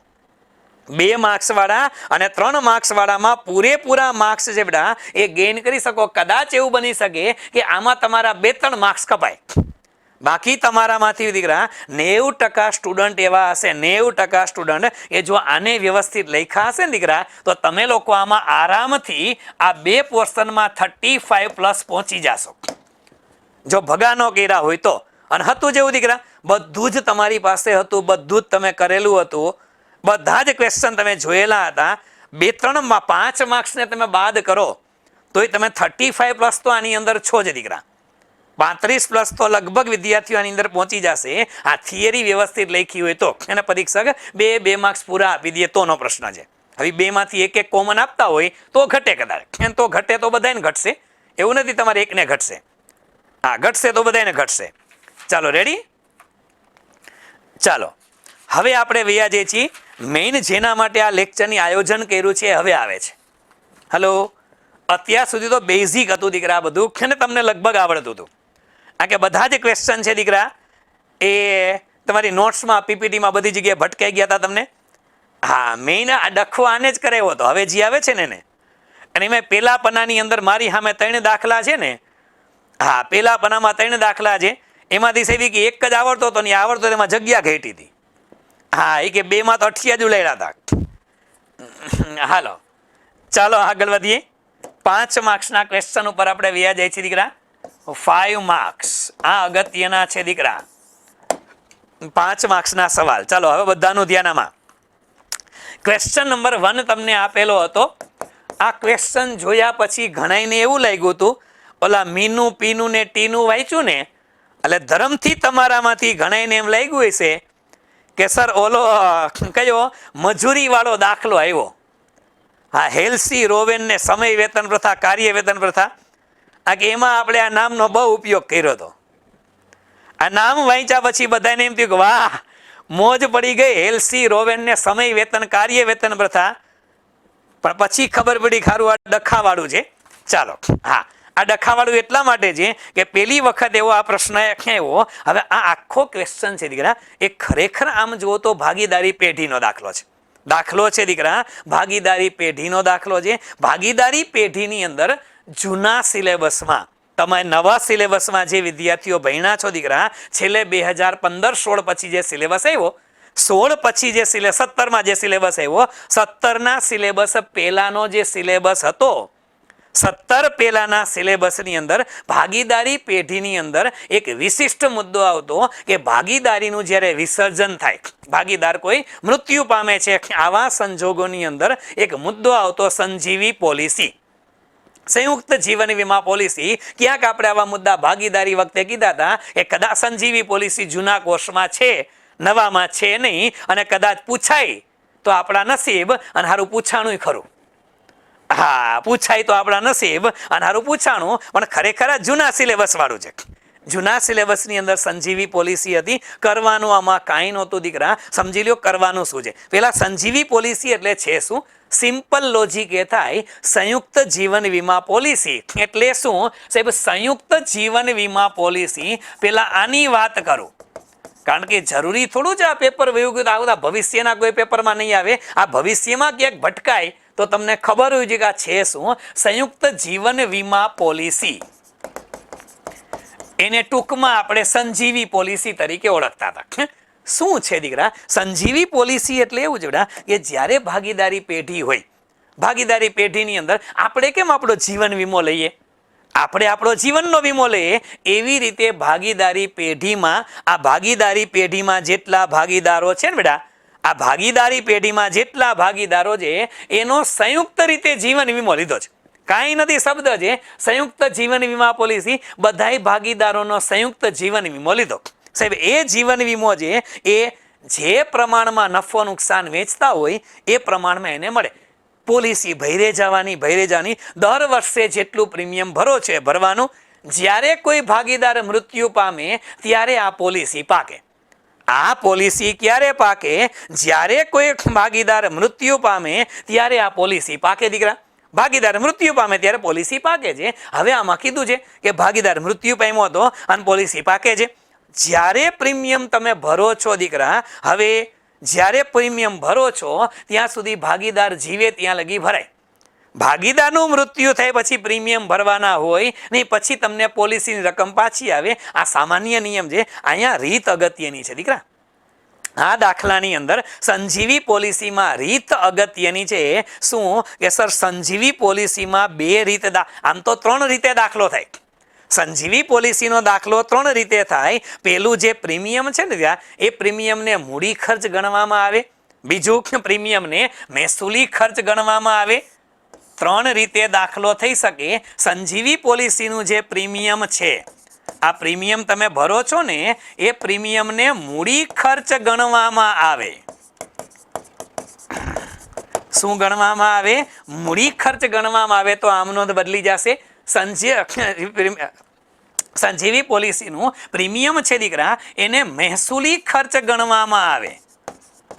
પ્રીમિયમને દીકરા મહેસૂલી ખર્ચ ગણવામાં આવે તો તમારો દાખલો બદલી જશે દીકરા. બદલી જશે. 3 મેથડ આવે છે આની અંદર. અને ત્રીજું, સંજીવી પોલિસી છે એ સરળ મૂલ્ય કિંમતે દર્શાવવામાં આવે. આ ત્રીજી રીત છે. સંજીવી પોલિસી સરળ મૂલ્ય કિંમતે દર્શાવવામાં આવે. હવે તમારે લખવાનું છે બેટા આ બધું. હવે લખવાનું છે સંજીવી પોલિસી સરળ મૂલ્ય કિંમતે દર્શાવવામાં આવે. હા, ચિંતા કરો માં 90% છોકરાએ કોરું જ મૂક્યું છો. હા, પેન્સિલીઓમાં ડન. હવે અહીંયા તમને જે દાખલો પૂછ્યો તેમાં એવું કીધું તો આખી રકમ વાંચું છું, સમજો દીકરા. મીનું, પીનું અને ટીનું 1:2:2 ના પ્રમાણમાં નફો નુકસાન વેચતા ભાગીદારો છે. તેમણે 1/1/2021 ના રોજ 1 લાખની સંજીવી પોલિસી લીધી, જેના પર વર્ષે 10,000 પ્રીમિયમ ભરવાનું હોય છે. મીનુ નામનો ભાગીદાર 30/4/2023 ના રોજ મૃત્યુ પામે છે, દેવલોક પામે છે. 1/6 ના રોજ પેઢીને રકમ વસૂલ મળી. પેઢીના વાર્ષિક હિસાબો 31 ડિસેમ્બરના રોજ તૈયાર થાય છે. જોજો પાછા ક્યારે 31 ડિસેમ્બરે, એટલે આમાં આપણે વર્ષ જોવાના. ભરેલ પ્રીમિયમને મૂડી ખર્ચ તરીકે ગણવામાં આવે છે. કયો ખર્ચ ગણે છે? મૂડી ખર્ચ ગણે છે. તો આમનોંધ લખી સંજીવી પોલિસીનું ખાતું તૈયાર કરો. બેટા મૂડી ખર્ચ ગણે તો આમનોંધ અલગ આવે, મહેસૂલી ખર્ચ ગણે તો આમનોંધ અલગ આવે. લખો બે આમનોંધ. ચાલો લખો આમનોંધ. મૂડી ખર્ચ ગણવામાં આવે છે. મૂડી ખર્ચ પેલા તમારે આમનોંધ લખવાની. શું આમનોંધ લખવાની?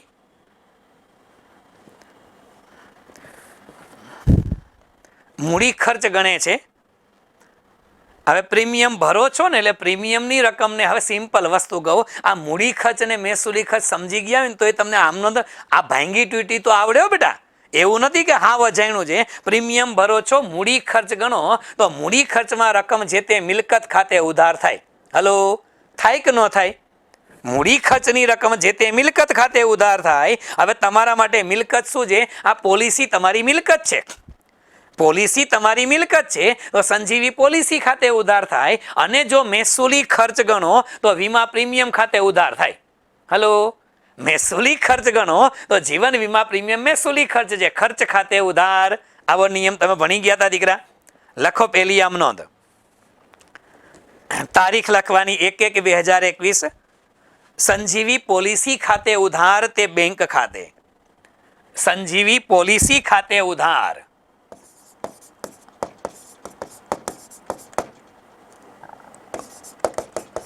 સંજીવી પોલિસી ખાતે ઉધાર તે દીકરા બેંક ખાતે. અને તારીખ હતી બેટા 1/1/21. બરાબર. કેટલા રૂપિયા પ્રીમિયમ ભરો છો? 10,000. જો તમે મહેસૂલી ખર્ચ ગણો છો દીકરા તો વીમા પ્રીમિયમ ખાતે ઉધાર અને તે બેંક ખાતે. વીમા પ્રીમિયમ ખાતે ઉધાર અને તે બેંક ખાતે આવે. પણ એના માટે અલગ લેક્ચર લેશું. સંજીવી પોલિસીનો એકાદો લેક્ચર, કેમ કે ક્લાસ 1-2 ની પરીક્ષા આપો ને ક્યાંક આ મુદ્દો આવી જાય તો તમને કામ લાગે એટલા માટે. અને પછી એમાં શું થાય બેટા, એમાં વર્ષ પૂરું થઈને જો તમે મહેસૂલી ખર્ચ ગણો છો તો વર્ષ પૂરું થાય ત્યારે પ્રીમિયમનું ખાતું બંધ કરવાનું. પ્રીમિયમ ક્યાં લઈ જવાય? નફા નુકસાન ખાતે લઈ જવાય. એટલે એમાં 2 આમનોંધ આવે. જો મહેસૂલી ખર્ચ ગણો તો 2 આમનોંધ આવે, અને મૂડી ખર્ચ ગણો તો 1 જ આમનોંધ આવે. બીજા વર્ષે બીજી આમનોંધ લખો. 1/1/2022 વળી પાછું પ્રીમિયમ ભર્યું. સંજીવી પોલિસી ખાતે ઉધાર તે બેંક ખાતે 10,000.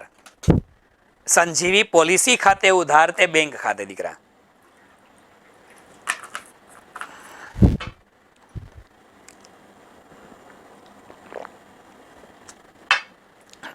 તે બેંક ખાતે.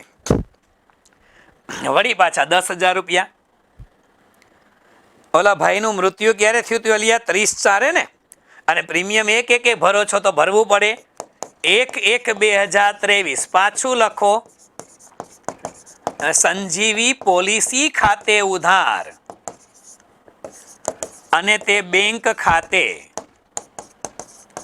10,000 મૂડી ખર્ચ ગણો એટલે હંમેશને માટે મૂડી ખર્ચ જે તે મિલકત ખાતે ઉધાર થાય.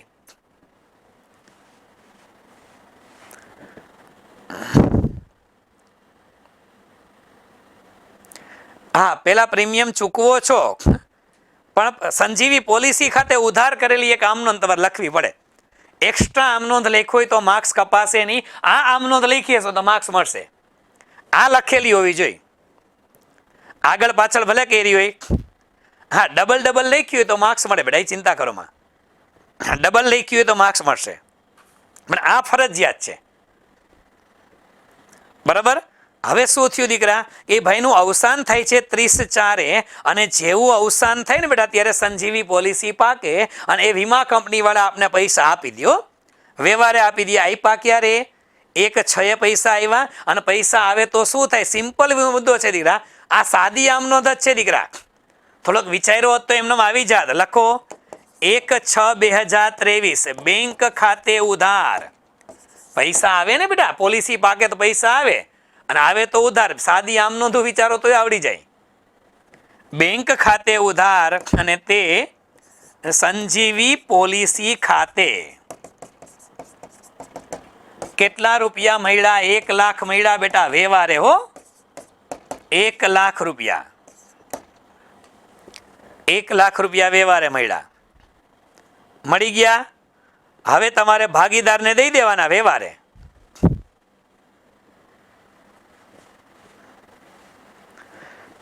પણ હવે અહીંયા અગત્યનું છે દીકરા કે ભાગીદારોને કેટલા રૂપિયાના ભાગ પડે. તો ઓલરેડી તમે જુઓ તો જરા ક્યાંક જુઓ, આ કે તમારે હવે સંજીવી પોલિસીનું ખાતું બંધ કરવું પડે. તમે દર વખતે સંજીવી પોલિસી ખાતે ઉધાર કેટલા કર્યા? 10, 10 અને 10. હલો, તમે સંજીવી પોલિસી ખાતે 30 ઉધાર કર્યા હતા. અહીંયા તમે જમા કેટલા કર્યા? 1 લાખ જમા કર્યા.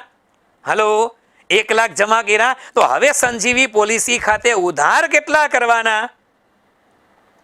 હવે સંજીવી ખાતે ઉધાર કેટલા કરવાના? અલિયા તમે મૂડી ખાતે ઉધાર કર્યા હતા, 1 લાખ જમા કર્યા છે, ઉધાર 70 30 થયા છે. ઉધાર કરવાના કેટલા દીકરા? ખાલી 70 ઉધાર કરવાના થાય. પૂરું થઈ ગયું. આમનોંધ પતી ગઈ દીકરા. લખી નાખો આમનોંધ છેલ્લી. સંજીવી પોલિસી ખાતે ઉધાર. અહીંયા હું લખું છું દીકરા, હું અહીંયા લખું છું સંજીવી પોલિસી ખાતે ઉધાર 70,000. કારણ કે ઓલરેડી દીકરા, કારણ કે સંજીવી પોલિસી ક્યારે જોયું જ ન હોય દીકરા તમે લોકોએ. આ મુદ્દો કર્યો જ ન, એટલે આ તો છોડવા સિવાય કઈ વિકલ્પ જ નહોતો. 1/6/2023 1/6/2023 અને ભાગીદારોને નફા નુકસાનના પ્રમાણમાં આપી દો. તે શું નામ રાખ્યા હતા? મીનુ, પીનું, ટીનું. તે મીનું, તે પીનું અને તે ટીનું ખાતે 1/2/2. હા, રાજેન્દ્ર કહે છે આપણે કર્યો તો શું વાત છે, આટલું આવી ગયું તું?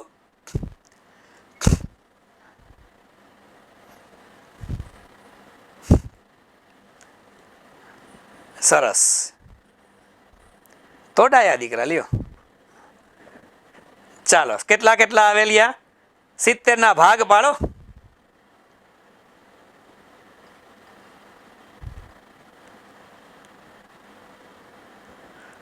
છેલ્લે મરેલા ભાગીદારને બધું આપી દીધું. એ સારું કર્યું, લ્યો.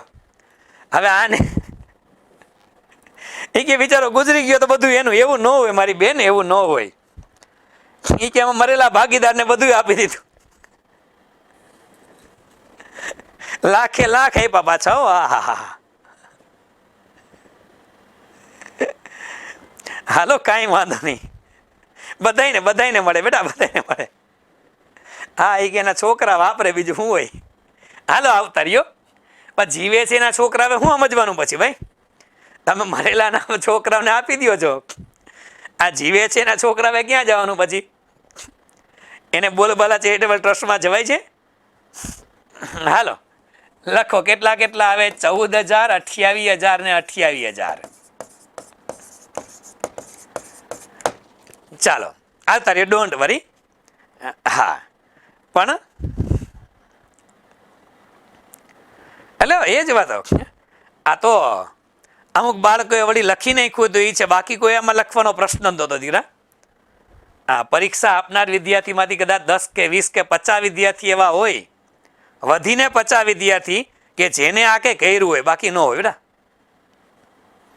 બાકી ન જ હોય. આ કે ક્યાંય એનો ઉલ્લેખ જ નથી, નવા સિલેબસની ચોપડીઓમાં ચેપ્ટર આપ્યું નથી, એટલે ભાગીદારી માટે કોઈ કરેલું જ ન હોય દીકરા. એને જ કરે મૂક્યું છે બેટા, મૂક્યું જોઈએ. હા, એ કે હું એ 20માં આવું, એ 20માં આપણા 10 જણા છે પાછા. હાલો હાલો, કઈ વાંધો નહીં, હાલો અવતર્યો.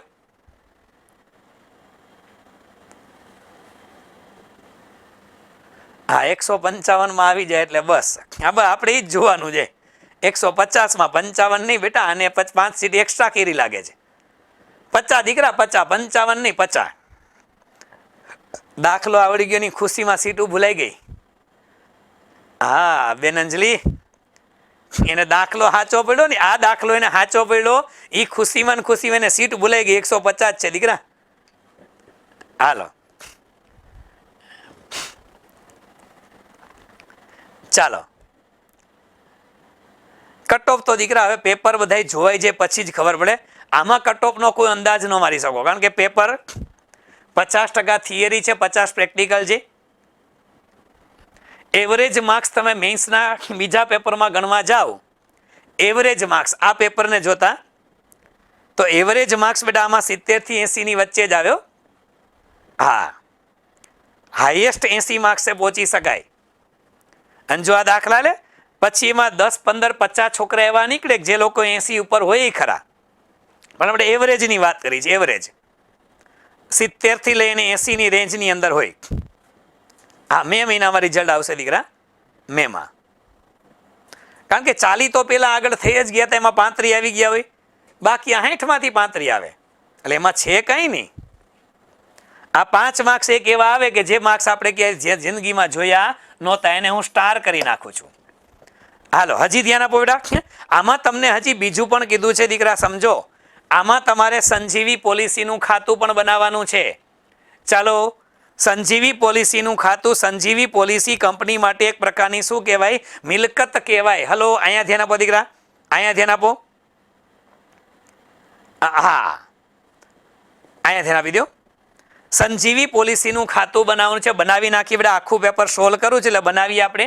લખો સંજીવી પોલિસીનું ખાતું. સંજીવી પોલિસીનું ખાતું, પોલિસી આપણા માટે મિલકત છે, અને મિલકતની બાકી હંમેશા ઉધારો, યાદ રાખજો. આમનોંધ પરથી બની જાય, આમનોંધ પરથી બની જાય. શું કરવાનું અલિયા? ખાતામાં તારીખો પાછી લખજો, આપણે તારીખ લખવાની આદત નથી હોતી.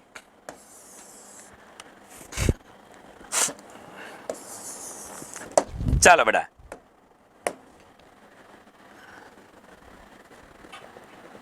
હા, સૌરાષ્ટ્ર યુનિવર્સિટીમાં ભલે 10 નો આવતો, આમાં 5 જ આવે બેટા, આમાં 5 જ આવે. ચાલો ફટાફટ અહીં ધ્યાન આપો બેટા. શું કરશું? પહેલા તો પેલી તારીખે આમ નોંધ લખેલી હતી, એમાં એવું હતું સંજીવી પોલિસી ખાતે ઉધાર, તો લખો ઉધાર લખવું પડે અહીંયા 1/1/21, અને લખવાનું કોના ખાતે? બેંક ખાતે 10,000. આમ નોંધ માંથી ખતવણી કરવાની, હવે આ તો આવડે. કરી નાખો, ખાતું બંધ કરી નાખ્યું, પૂરું થઈ ગયું. 10,000 ના 10,000 સામે બાજુ લખી નાખો, સરવાળો 10,000, સરવાળો 10,000, અને 31/12 વર્ષ પૂરું થાય છે. 31/12/21 બાકી આગળ લઈ ગયા, બાકી આગળ લઈ ગયા કેટલા? 10,000. વળી પાછા અહીંયા લખો 1/1/22, પેલું બાકી આગળ લાવ્યા, 10 હતા ઈ નહીં, પછી લખો 1/1/22 વળી પાછું બેંક ખાતે, આ બીજી વખત પ્રીમિયમ ભર્યું ને એના છે દીકરા 10,000, સરવાળો કરી નાખો 20,000, આ બાજુ સરવાળો વળી પાછો 20,000, તફાવતે 20,000, 31/12/22, અને બાકી આગળ લઈ ગયા, બાકી આગળ લઈ ગયા 20,000. બરાબર? હજી આગળ લઈ આવો બાકી અહીંયા એક 23 બાકી આગળ લાવ્યા. કેટલા લાવ્યા હતા? 20,000 લાવ્યા દીકરા. ઓકે, હજી વળી પાછા બેંક ખાતે 1/1 નું પ્રીમિયમ હતું ને, 23 નું પ્રીમિયમ 10,000. 10,000 ડન. હવે આ જ વર્ષની અંદર પેલા ભાગીદાર મૃત્યુ પામે છે, આ જ વર્ષે પોલિસીના રૂપિયા મળી જાય છે, અને તમે શું લખ્યું હતું અલિયા? સંજીવી પોલિસી ખાતે જમા 1 લાખ કર્યા હતા. 1/6 તો લખો, 1/6 23, અને બેંક ખાતે કેટલા રૂપિયા? 1 લાખ. અને આ 1 લાખમાંથી 3 તમે શું કર્યા? સંજીવી પોલિસી ખાતે ઉધાર, ને ભાગીદારોના મૂડી ખાતે શું કરવાના હોય? જમા કરવાના હોય. ચાલો કરી નાખો જમા એમાં. તો મૂડી ખાતે લખવાના આવે 1/6, હારો 1/6 23.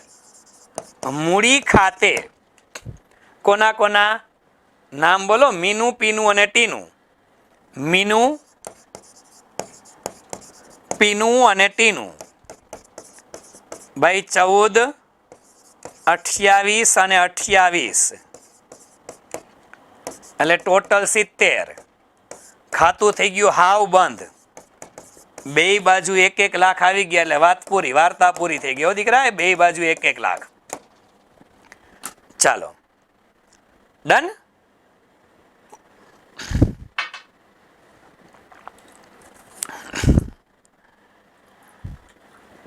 આવડો મોટો સમ 5 માર્ક્સમાં હોય.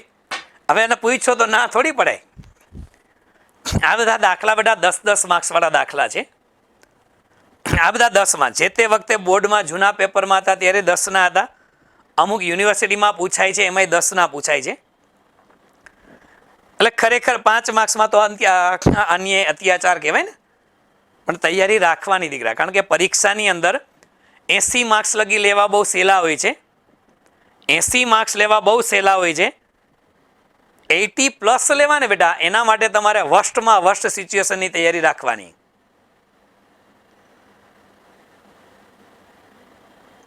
હા, કારણ કે આવડો મોટો દાખલો ગણવા છે તો બાકીનું ઘણું છોડવું પડે ને. એ બધું સરખું, સરવાળે સરખું જ થાય દીકરા. ચાલો, હા 80 સુધી વાંધો ન આવે. 85 પછી 90 પહોંચવું હોય એમાં ઘણું વર્સ્ટ આવે. ચાલો ચાલો ડન. તો હવે આજે આપણે ક્વેશ્ચન નંબર 2 ઉપર દીકરા. Question number 2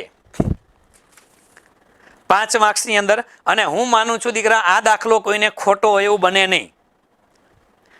Jayesh textile limited 10 એવા 2 લાખ ઇક્વિટી શેર, શેર દીઠ ₹25 પ્રીમિયમે બહાર પાડ્યા. શેર દીઠ નીચે મુજબ રકમ મંગાવવામાં આવી. હાલો, આ દાખલાની અંદર કે ગણતરી કરાવવાની જરૂર લાગે ખરી તમને?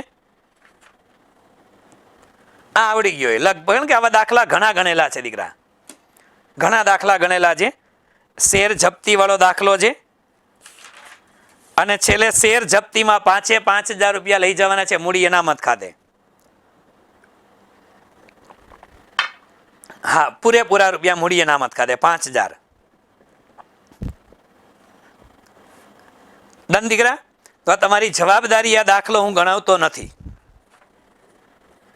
કારણ કે સહેલો દાખલો છે. ક્લાસની અંદર આના કરતા ઘણા અઘરા દાખલા ગણેલા છે. આવાય ગણ્યા છે, નથી અઘરાય ગણેલા છે. ચાલો ડન. ઓકે, તો આની ચર્ચા ઓલરેડી ક્લાસમાં કરી નાખી છે. શેના? શેર જપ્તી વાળા દાખલા. આના તો અગાઉ પણ કીધેલું હતું, શેર જપ્તીનો દાખલો 5 માર્ક્સમાં હશે ને આવ્યો છે. બરાબર, આની પણ ચર્ચા ક્લાસમાં થઈ ગઈ છે દીકરા. ચાલો ડન. હવે અગત્યના મુદ્દાની વાતો કરવી છે. હવે આવે છે દીકરા ક્વેશ્ચન નંબર 3. અને ક્વેશ્ચન નંબર 3 ની અંદર એ દાખલો તમારે જોતો હોય તો તમને ક્યાં મળે એ હું તમને કહું. ક્વેશ્ચન નંબર 3 પ્રક્રિયા પડતરનો દાખલો છે, પણ ખરેખર એ લોકોએ પ્રક્રિયા પડતરમાં 2 ચેપ્ટર મિક્સ કરેલા છે.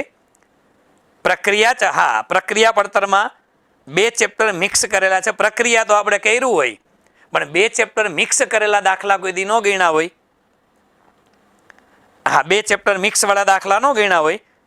આ તમારે દાખલો જોવો હોય તો તમે આના દર્શન કરી શકશો દીકરા. હા, ક્યાં દર્શન થાય? હા, આગલા દાખલાના દર્શનની તમને કરવા થાય હો આવડા.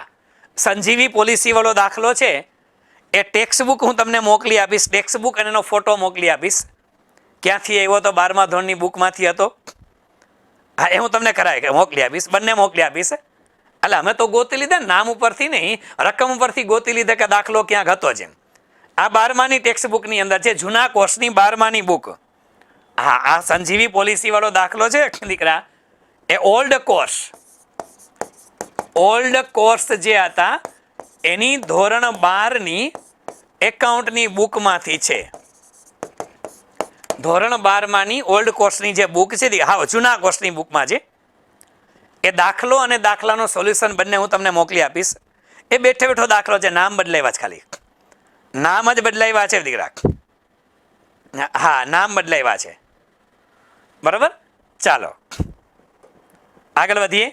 ક્વેશ્ચન નંબર 3 તમારે ક્યાંયથી જોવો હોય તો તમારે લખવું પડે આંબેડકર યુનિવર્સિટીની ચોપડી લેવાની. હલો, આંબેડકર યુનિવર્સિટીની ચોપડી લેવાની. ડૉક્ટર બાબા સાહેબ આંબેડકર ઓપન યુનિવર્સિટીની બુક લેવાની. એની અંદર તમારે જવાનું એમકોમની બુકમાં. એમકોમની અંદર જવાનું સેમેસ્ટર 1માં. એમકોમની અંદર જવાનું સેમેસ્ટર 1. અને સેમેસ્ટર 1ની અંદર વિષય કયો લેવાનો તો કે કોસ્ટિંગ નામનો વિષય લેવાનો. એમકોમ સેમ 1 કોસ્ટિંગ નામનો વિષય. એ કોસ્ટિંગ નામના વિષયની અંદર જવાનું પેજ નંબર 42 ઉપર. પેજ નંબર 42 ઉપર જવાનું અને એની અંદર સ્વાધ્યાયનો 9મો દાખલો જોવાનો. હલો, એની અંદર સ્વાધ્યાયનો 9મો દાખલો એટલે આપને જે પૂછ્યો હતી પ્રક્રિયા પડતરનો દાખલો. હા, બરાબર.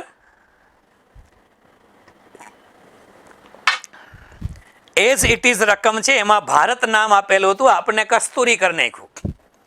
એમાં ભારત હતું, આમાં કસ્તુરી કર્યું. કારણ કે સાહેબના મકાનનું નામ કસ્તુરી છે ને, રામાણી સાહેબના મકાનનું નામ, એટલે કે આપણે કસ્તુરી રાખીએ. હા, એ કે તમને કઈ રીતે મળ્યો? અમુક છે ને દાખલા હોય, દાખલાની દાખલાની પેટર્ન ઉપરથી ખબર પડે. જેમ સંજીવી પોલિસી હતો દીકરા, એ સંજીવી પોલિસીની જે તે વખતે ઓફલાઈનમાં ઓનલાઈનમાં જ્યારે વાત થતી કે કદાચ આવે ન આવે, એ વખતે માઇન્ડમાં તો હોય જ કે ભાઈ આવા ટોપિક છે એ આ ચોપડીમાં આપેલા છે. આવા ટોપિક છે દીકરા, એ આ ચોપડીમાં આપેલા છે, એ ખબર હોય એમને કે આવું આવું આ જગ્યાએ આવે. હા, એ કે તમે સેટ કરે, ક્યાંથી સેટ કરે ભાઈ? હેલો, મારા દીકરા જો આમાં શંકા કરે છે કે તમે સેટ ના બેટા ના, હો ભગવાન માફ કરે, આવું આપને મોકો ન મળે. એ કોલેજ યુનિવર્સિટીના પ્રોફેસર હોય દીકરા, એને મોકો મળે, અમને ન મળે. અમે કોચિંગ ક્લાસ વાળા છીએ, અમને પેપર સેટ કરવાના મોકા ન મળે. પણ ખબર, આ બધા જ પુસ્તકો છે દીકરા, એ હાથ નીચે તો આવી ગયા હોય. દરેકે દરેક પુસ્તકો હાથ નીચેથી પસાર થઈ ગયા હોય દીકરા. હા, કારણ કે કોમર્સ ફિલ્ડની અંદર આખી જિંદગી કાઢી નાખી બેટા અમારી. અમે આ ફિલ્ડમાં આખી જિંદગી કાઢી નાખી હોય એટલે ખબર જ હોય કે કયો દાખલો કઈ ચોપડીમાંથી હશે. હા, દાખલો જોઈને ખબર પડી જાય દીકરા. એટલે ગઈકાલે સાંજે આને 9:30 ગોઈતો કે આ દાખલો છે તો ક્યાંક ગમે હોય, એટલે પછી પાછી ડાઉનલોડ કરી આંબેડકર યુનિવર્સિટીની બુક અને પ્રક્રિયા પડતરનું ચેપ્ટર કાઢ્યું એટલે મળી ગયો. હા, ચાલો. હા, હું આવ્યું વળી એ કે શીરાનું શાક ન થાય ને તમારી વાત ન થાય. આ નવું આવ્યું વળી પાછું, લ્યો આ નવું નજરાનું આવ્યું અંજલિબેન, કે શીરાનું શાક ન થાય ને તમારી વાત ન થાય. મને લાગ્યા પેપર જોઈને આપણા કોમર્સ વાળા લોકો કવિ થઈ ગયા છે. હાલો, આ પેપર જોઈને કોમર્સ વાળા કવિતાઓ લખવા માંડ્યા છે. ચાલો, હા, એના માટે પણ કરશું દીકરા, એના માટે પણ કરશું, ચિંતા કરોમાં. કારણ કે હવે મારે વર્કશોપની અંદર બેટા હું થોડોક ફ્રી થઈ ગયો છું. એકચ્યુઅલમાં એવું હતું, એકચ્યુઅલમાં આજે વર્કશોપની અંદર જુનાગઢ વર્કશોપ ચાલુ કર્યો છે યુપીએસસીનો, ત્યાં પણ ચાલુ છે. શનિ રવિ મારે એમાં જ જવાનું હતું, પણ ગઈકાલે હું ફ્રી હતો, પરમ દિવસે પેપર હાથમાં આવ્યું, એટલે ગઈકાલે આખો દિવસ મથીને પેપર કીધું સોલ્વ કરી નાખું. હા, એટલે ગઈકાલે પેપર રાત્રે સોલ્વ થઈ ગયું, એટલે આજ સવારના પોરમાં જે દિલ્હીના ફેકલ્ટી છે દીકરા, એ દિલ્હીના ફેકલ્ટીને પછી મોકલી દીધા છે મેં જુનાગઢ, અને હું જુનાગઢ આવતીકાલે જવાનો છું. નહીંતર આજે જ જવાનો હતો, પણ પેપર મેં ગઈકાલે સાંજે પૂરું કરી નાખ્યું તો સોલ્વ થઈ ગયું છે. અને આવતા વીકની અંદર હવે લગભગ એવું થશે દીકરા કે દરેક વીકની અંદર એકાદ દિવસ એવો હશે, 2 દિવસ એવા હશે વીકમાં કે 2 દિવસ દિલ્હીના ફેકલ્ટી યુપીએસસીના વર્કશોપમાં લેક્ચર લેશે. શરૂઆતના 20 દિવસ મારે જ લેવા પડે બેટા. હા, શરૂઆતના બધા દિવસ મારા લેક્ચર હતા. હવે નેક્સ્ટ વીકથી દિલ્હીના ફેકલ્ટી આવશે, એ વર્કશોપમાં લેક્ચર લેશે, એટલે હું વીકમાં 2 દિવસ ફ્રી આવીશ. હા, બાકી શનિ રવિ બધું બારગામવાળા પ્લાનિંગ હજી ચાલુ છે અમારા સેમિનારના. હા, એટલે એ 2 દિવસ વચ્ચે જે વધે છે દીકરા, એમાં એવો 2ની પરીક્ષા માટે કયા કયા મુદ્દા ધ્યાનમાં રાખી શકાય એની ચર્ચા આપણે કરતા રહેશું. કારણ કે હજી આખો એપ્રિલ મહિનો આપણી પાસે છે, આખો મે મહિના આપણી પાસે છે દીકરા. આખો એપ્રિલ છે ને આખો મે મહિનો છે. આ એપ્રિલ અને મે ની અંદર એમાં બેસ્ટ એવો 2માં શું કરી શકાય એની ચર્ચા આપણે કરતા રહેશું દીકરા. આ કરતા વચ્ચે 2 દિવસ ફ્રી છે, એકાદ દિવસ હું સ્ટડી કરીશ, એકાદ દિવસ તમને લેક્ચર લેવા માટે આવીશ, એટલે બેયનું રોડવાય છે. આ પંચાયત વાળી પણ આવશે જ દીકરા, અને પાછી ગૌણ સેવા વાળી એકાઉન્ટન્ટની ભરતી આવશે, તો તમે તૈયારીમાં જ રહેજો, તૈયારીમાં રહેજો જ દીકરા. ઇનફ છે દીકરા, ઇનફ છે. આટલું કરી નાખો એટલે ઇનફ છે, કાંઈ જ એક્સ્ટ્રા કરવાની જરૂર નથી. પીટીમાં આ કરી નાખો, બાકી તમને પેપર સેટ તમારી પાસે કદાચ નહીં હોય તો હું જો ચેક કરાવી રાખું છું. પેપર સેટની અંદર આપણે લગભગ ક્લાસ 1 અને ક્લાસ 2ના જે પેપર હતા ને બેટા, એ ક્લાસ 1 અને ક્લાસ 2ના પેપર સોલ્વ કરાવેલા પણ ઘણાય છે. ક્લાસ 1, 2ના પેપર સોલ્વ કરાવેલા ઘણા બધા છે.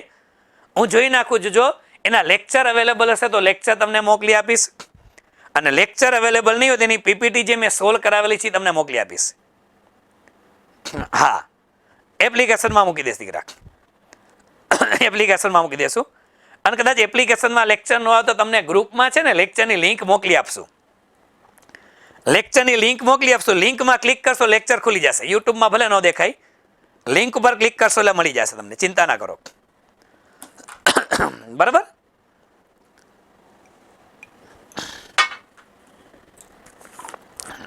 ચાલો, હા, પણ એ એપ્લિકેશન જૂની તો આમે વેલિડિટી પૂરી થઈ ગઈ ને, મેન્સ લાગીને એટલે બંધ થઈ ગઈ હોય. એટલે જ કહું છું દીકરા, હું તમને લિંક ગ્રુપમાં મોકલી આપીશ, જેટલા આવા મુદ્દા છે બધાની લિંક મોકલી આપીશ.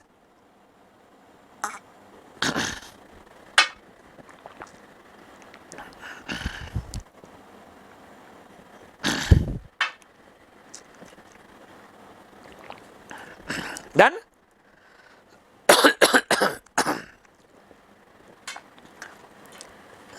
હા, હાલો આગળ જોઈએ છે દીકરા, જોઈએ જ છીએ. ચાલો અહીંયા આવતા રહ્યો. ઓકે,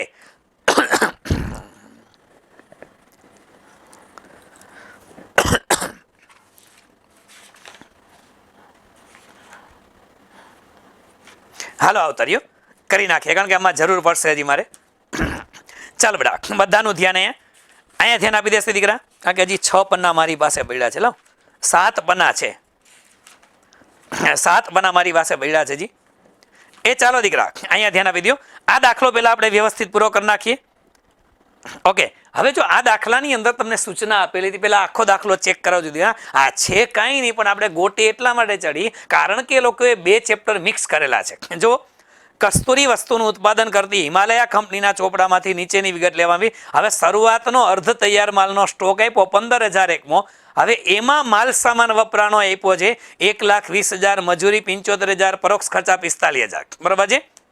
ઓકે, વર્ષ દરમિયાન બીજા 60,000 એકમો દાખલ કરવામાં આવ્યા હતા, જે અંગે વધારાનો ખર્ચ નીચે મુજબ થયો. તો ખર્ચા તો બેટા તમારે પહેલા હતા ને, એમાં આવડા ખર્ચા પ્લસ જ કરવાના હોય.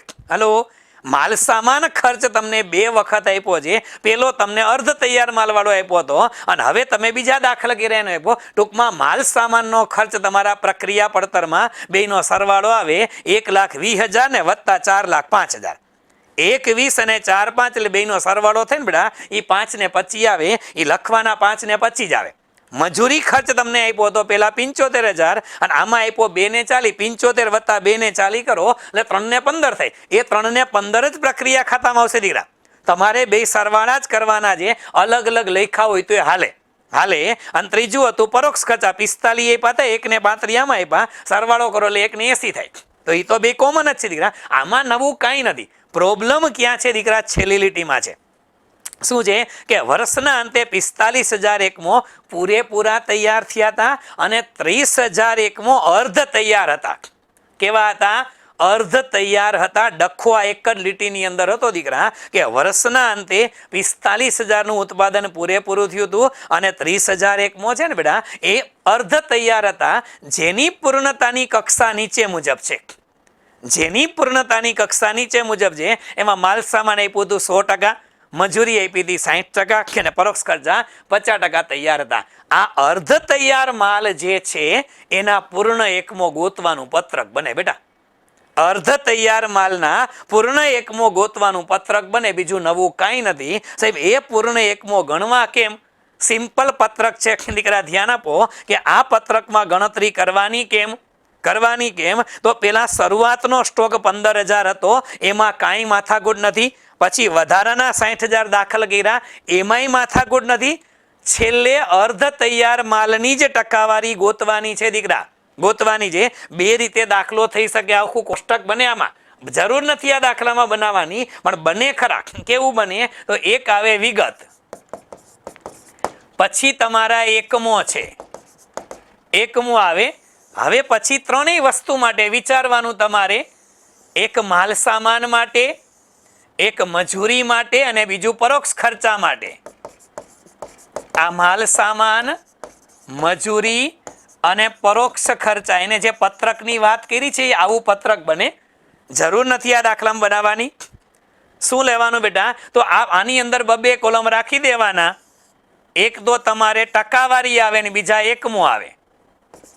અહીંયા ટકા આવે અને અહીંયા એકમો આવે. અહીંયા ટકા આવે અને અહીંયા એકમો આવે. અહીંયા ટકા આવે, અહીંયા એકમો આવે. બરાબર? અને જ્યાં ઓછા એકમો હતા અહીંયા જોવાનું છે, બાકી કાંઈ જોવાનું નથી. ચાલો, હવે પેલા શરૂઆતનો સ્ટોક હતો તો એની અંદર એકમો 15,000 હતા. હવે ટકા લખો, 100% લખી નાખો. બધામાં 15,000 જ આવશે. 15,000, 15,000 અને આ 15,000 અને 100% લખી નાખો, કારણ કે એમાં કંઈ અર્ધ તૈયાર હતું જ નહીં. પછી બીજું આપેલું હતું કેવા એકમો દીકરા? વધારાના એકમો દાખલ કર્યા. આ વધારાના દાખલ કરેલા એકમો હતા એ 60,000 હતા. હવે એ 100% કરી નાખો. બધે 100%. માલ સામાનમાં 100, અહીંયા 60 અને અહીંયા 60. બરાબર?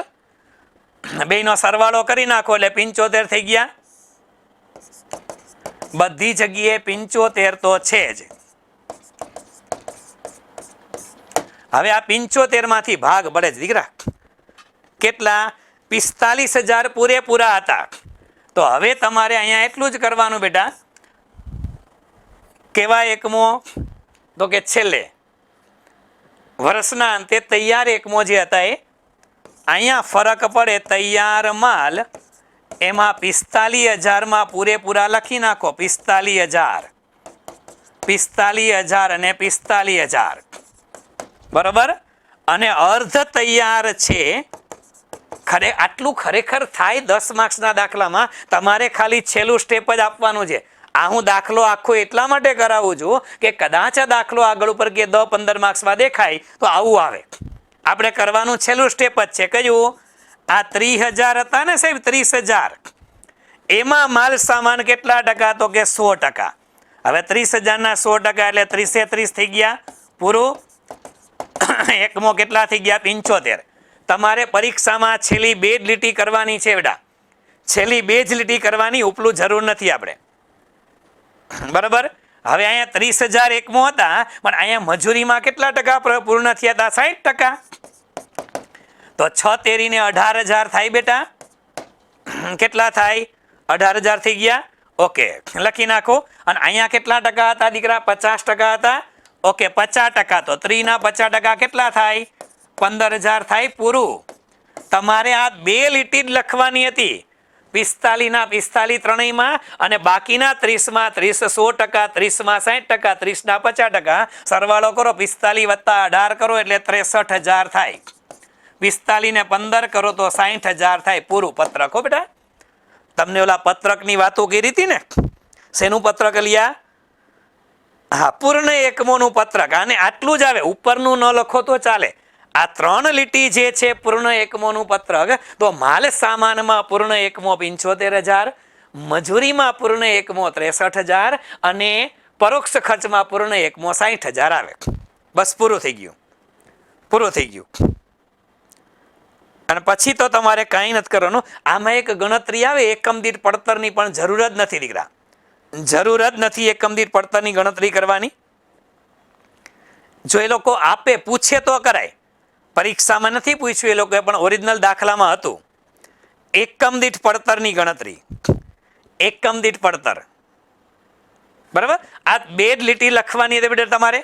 આ 2 લીટી લખ્યા પછી બીજું કંઈ નહીં, પ્રક્રિયાનું ખાતું તમે જે બનાવો છો, લે આ લે આકા પૂરું થઈ ગયું. ઉભા રહેજો, એલા ઉભા રહેજો, હજી ઘણું લખવાનું છે આમાં, પૂરું થાય થોડું હાલશે એલા.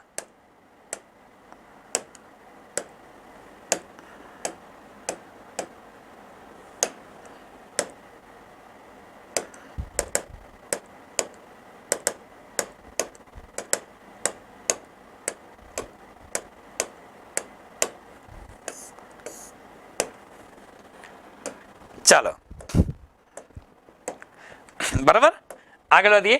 પ્રક્રિયાનું ખાતું રાબેતા મુજબ બનાવી નાખવાનું. પ્રક્રિયા ખાતું,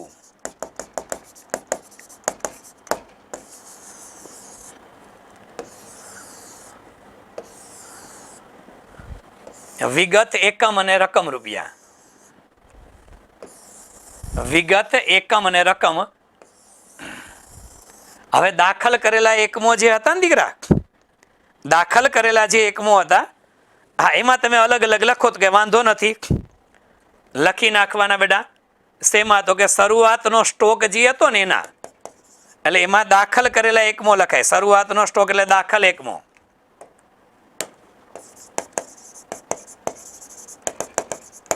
દાખલ એકમોમાં લખવાના 15,000,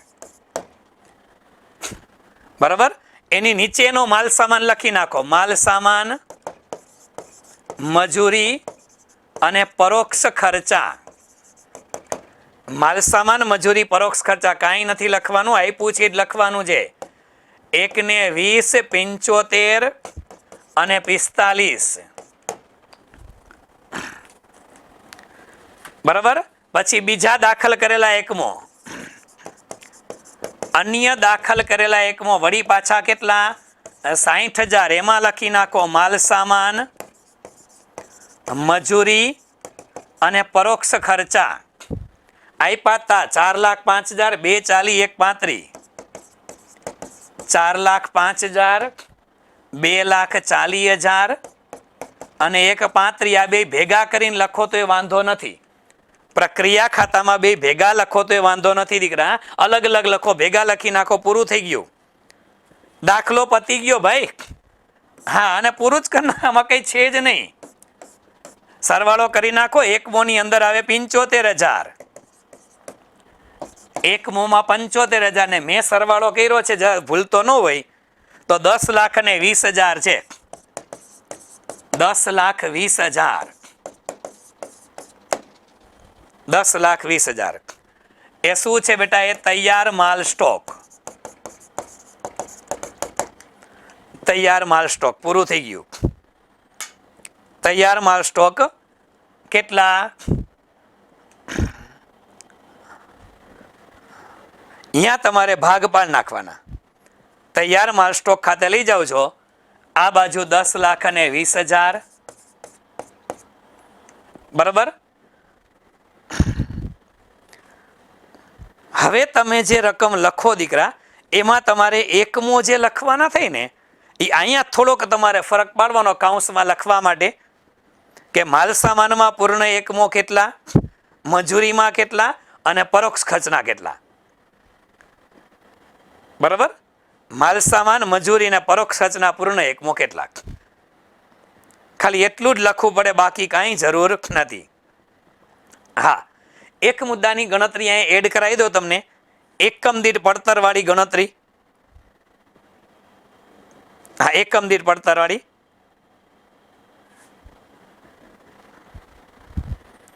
કારણ કે પૂર્ણ એકમો તમે આગળ લઈ જાઓ તો પૂરેપૂરી કિંમત લઈ જાય છે.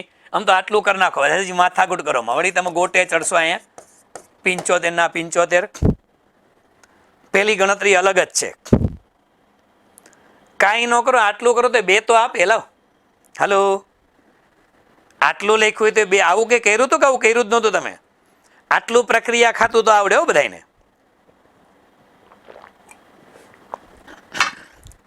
હા, પ્રક્રિયા ખાતામાં બીજું કઈ ન આવડે, આ તો આવડે ને. આગલું હાલો માનો કે આ ન આવડે તમને, આ ન આવડે. હા, બીજું તો આવડે ને બેટા, બીજું તો આવડે. પણ આ દાખલો તમને પૂછ્યો એ અધૂરો પૂછ્યો છે. હા, કારણ કે આમાં એકમ દીઠ પડતર કિંમતની ગણતરી પણ આવે. કુલ ખર્ચા છે ને પૂર્ણ એકમો વડે ભાગવા પડે. કુલ ખર્ચને પૂર્ણ એકમો વડે ભાગો ને તો એકમ દીઠ પડતરની ગણતરી પણ આમાં આવે છે. એક સ્પેશિયલ એકમ દીઠ પડતરની ગણતરી પૂર્ણ એકમો વડે ભાગો એટલે પૂર્ણ એકમો વડે ભાગો એટલે એકમ દીઠ પડતરની ગણતરી પણ આવશે.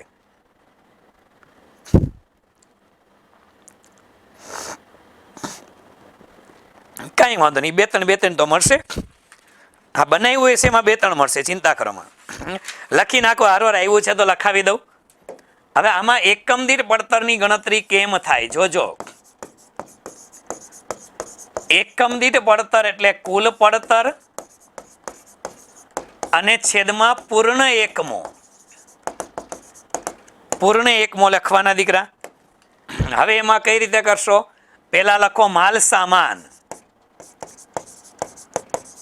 માલ સામાનની કુલ પડતર કેટલી? 2 માં આપેલી હતી. માલ સામાનમાં 2 હતા દીકરા, 1,20,000 વત્તા 4,05,000.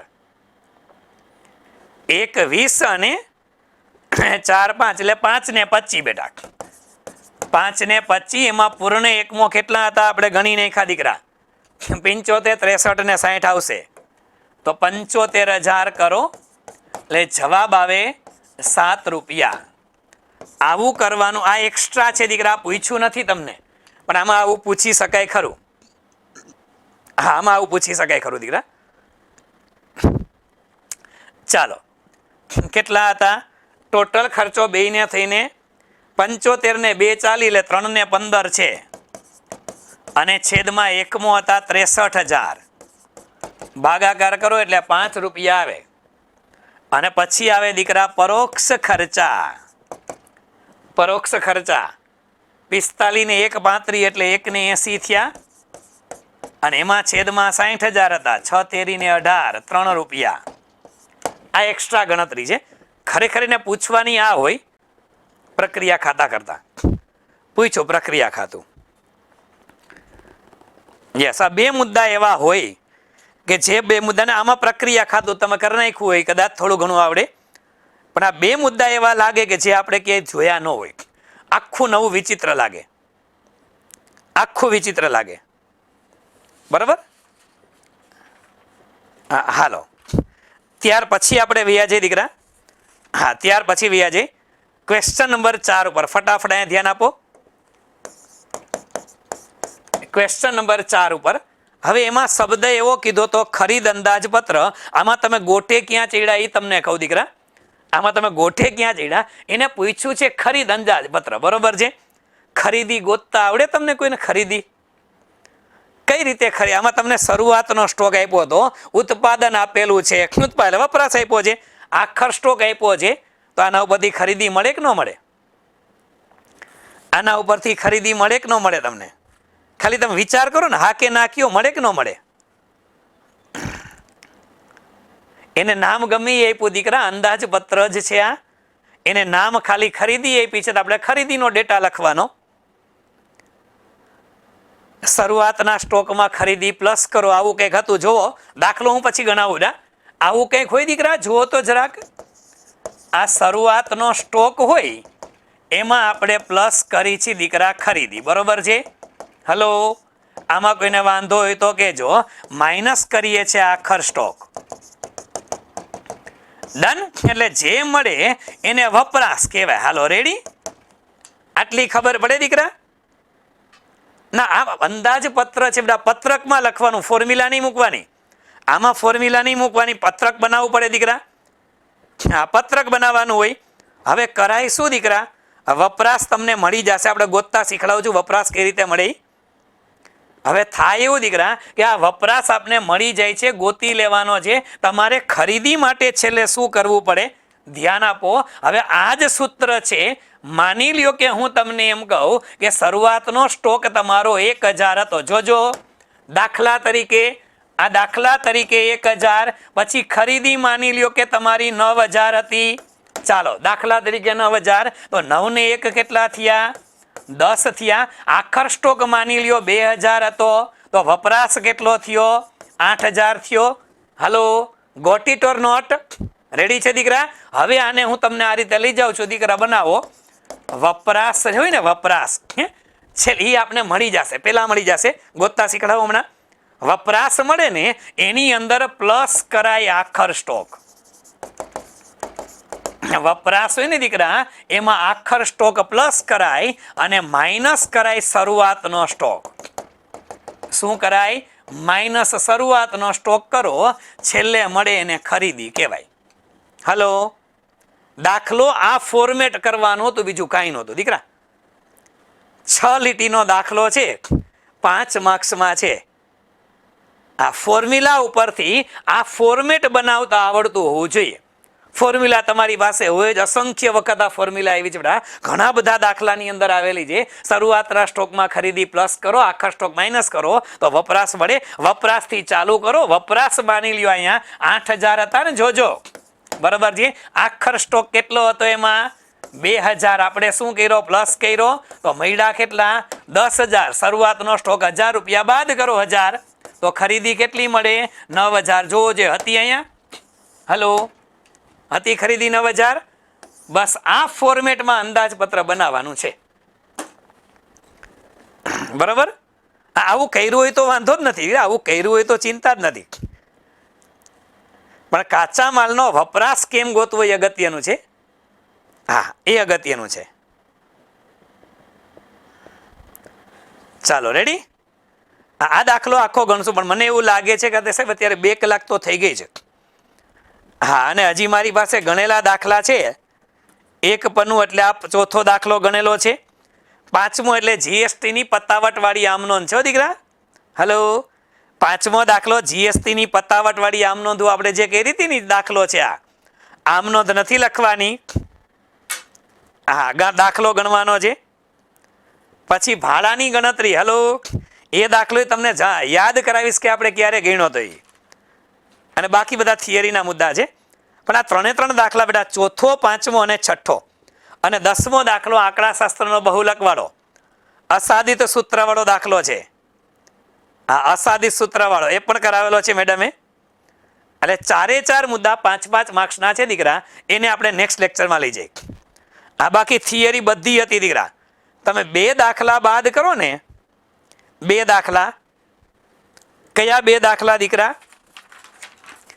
એક 5 માર્ક્સમાં સંજીવી પોલિસી વાળો દાખલો, અને 3 માર્ક્સમાં આપણે છેલ્લે હમણાં ગણો પ્રક્રિયા પડતર.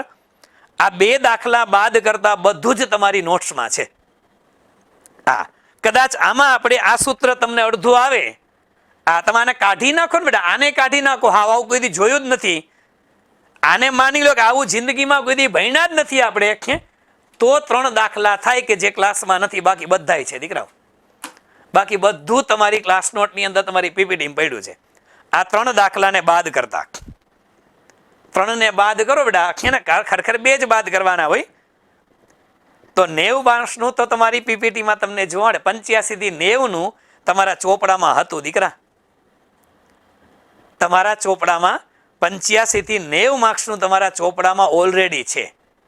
ઓલરેડી તમારા ચોપડામાં છે. બરાબર? ડખો ક્યાં થયો એ વિચારવાનો છે તમારે. કંઈ વાંધો નહીં. આ દાખલા નંબર 4, 5, 6 અને 10મો આંકડાશાસ્ત્રની 4 દાખલા આપણે લોકો એની અંદર કરશું દીકરા. 4 દાખલા આપણે કરશું. બરાબર. હા, હવે ડિવિઝનલ અને ડેપ્યુટીની લોકો જાહેરાતો તો બહાર પાડે છે, જગ્યા મંજૂર કરે છે. હવે જેદી આવે તેદી આપણે આપણી તૈયારી રાખવાની. આપણે આપણી તૈયારી રાખવાની દીકરા. હા, કે જૂન સુધીનું ટાઈમ ટેબલ એ લોકોએ આપી દીધું. હા, હવે એમાં બધા પંચાયત વાળી હશે તો પંચાયતમાં મેન્સ કદાચ અત્યાર સુધી તો નહોતી. હવે એ લોકો લે તો એના નસીબ. નવા પરિપત્ર બહાર પાડે, નવા આરઆર બહાર પાડે તો પંચાયત વાળાએ નવા આરઆર બહાર પાડવા પડે બેટા. અને કદાચ પંચાયત વાળા નવું કંઈ ન કરે અને એમ કહી દઈએ, ખાલી એક જ આરઆર બહાર પાડીને કહી દઈએ કે ભાઈ હવે પંચાયતની જેટલી ભરતી હતી એ બધી નાના વિભાગને સોંપવામાં આવેલ છે. પંચાયત વાળી ભરતી પણ નાના વિભાગમાં નાખી દઈએ તો થાય એવું કે બધી પરીક્ષા ગૌણ સેવા જ લેશે. અને ગૌણ સેવા લઈએ તો હતું એમનેમ જ. હા,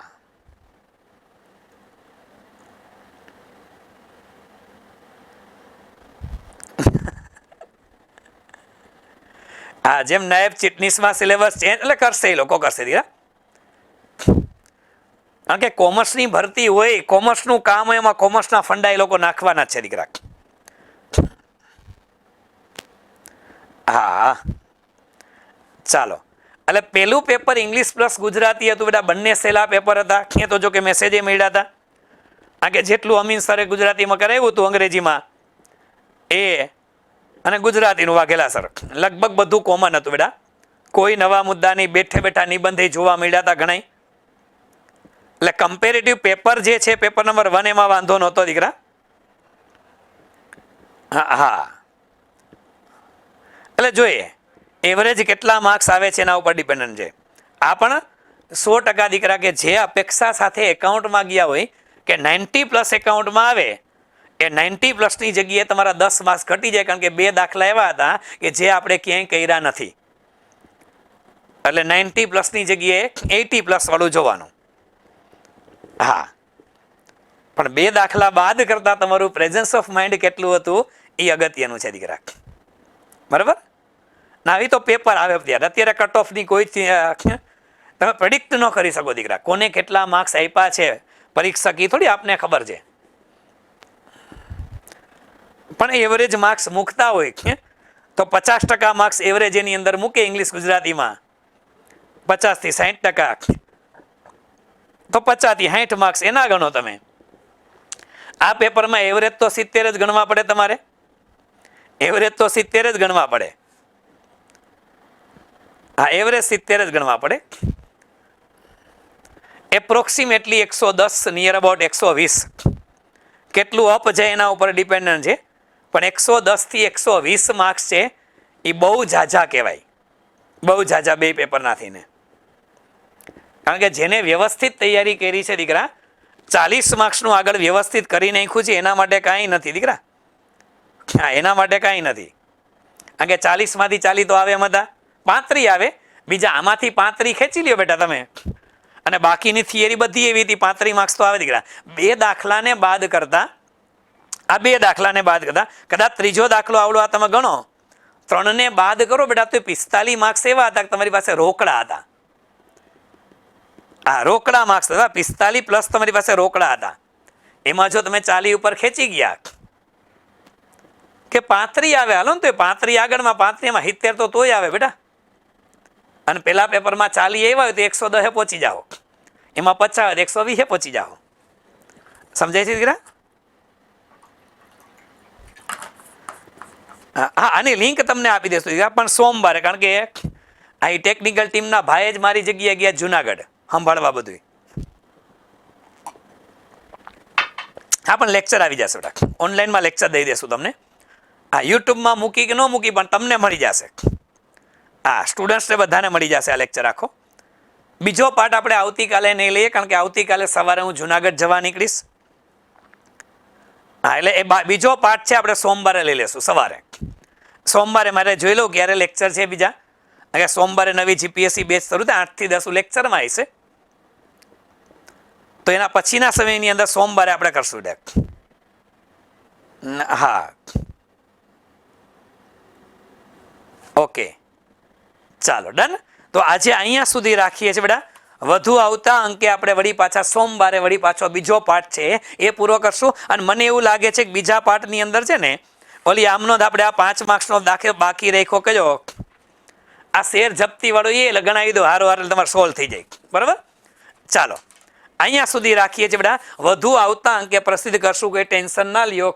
જેટલું કર્યું છે એટલું પરફેક્ટ કર્યું છે. થિયરી તમે બધી વ્યવસ્થિત લખીને આવ્યા છો એટલે બહુ ટેન્શન લેવાની જરૂરિયાત નથી. આ હનુમાનજીના જન્મોત્સવ નિમિત્તે આપ બધાને શુભેચ્છાઓ. જન્મ જયંતિ નહીં, જન્મ જયંતિ કહી શકાય, ખાલી જયંતિ નહીં, જન્મોત્સવ કે તો વધારે સારું લે. જય બજરંગ બલીનું નામ લઈ ગુંદી ગાંઠિયા ખાઈ લેજો, બટુક ભોજન કરી લેજો બધા બટુકો. બરાબર. ચાલો તો વધુ આવતા અંકે વળી પાછું પ્રસિદ્ધ કરશું અને એકદમ પોઝિટિવ માઇન્ડસેટ સાથે પાછા 1 જૂનની તૈયારીમાં લાગી વળગજો આનું રિઝલ્ટ આવે ત્યાં સુધીમાં. બરાબર છે. અને 1 જૂન સુધીમાં મને એવું લાગે છે કે 1 જૂને તમે એક્ઝામ આપવા જાઓ એની પહેલા લગભગ તમારા માટે ખુશ ખબર આવી ગયા હશે. આનું રિઝલ્ટ આવી ગયું હશે બેટા, આવી ગયું હશે. વ્યવસ્થિત તૈયાર પ્રેઝન્સ ઓફ માઇન્ડ જેને 3 કલાક રાખ્યું હતું બેટા એ લોકોને સારા સમાચાર મળી ગયા હશે ત્યાં સુધીમાં. અને આશા રાખી કે તમારી તૈયારી જે હતી સરસ મજાની એવું રિઝલ્ટ આવશે દીકરા, આવશે. બહુ ચિંતા ના કરો. બરાબર છે. ચાલો બી પોઝિટિવ, બી પ્રિપેર્ડ ફોર 1 જૂન માટે રિઝલ્ટ પોઝિટિવ આવે એવી આજના દિવસે આમાં હનુમાન દાદાને પ્રાર્થના કરીએ આપણે. બરાબર છે. ચાલો બધા લોકોનો ખૂબ ખૂબ આભાર. સાથે જય સ્વામિનારાયણ, જય શ્રી કૃષ્ણ, જય માતાજી, જય દ્વારકાધીશ, હર હર મહાદેવ, જય ભારત, જય હિન્દ, જય જય ગરવી ગુજરાત, જય જય ગરવી Gujarat. Thank you so much friends. Thank you.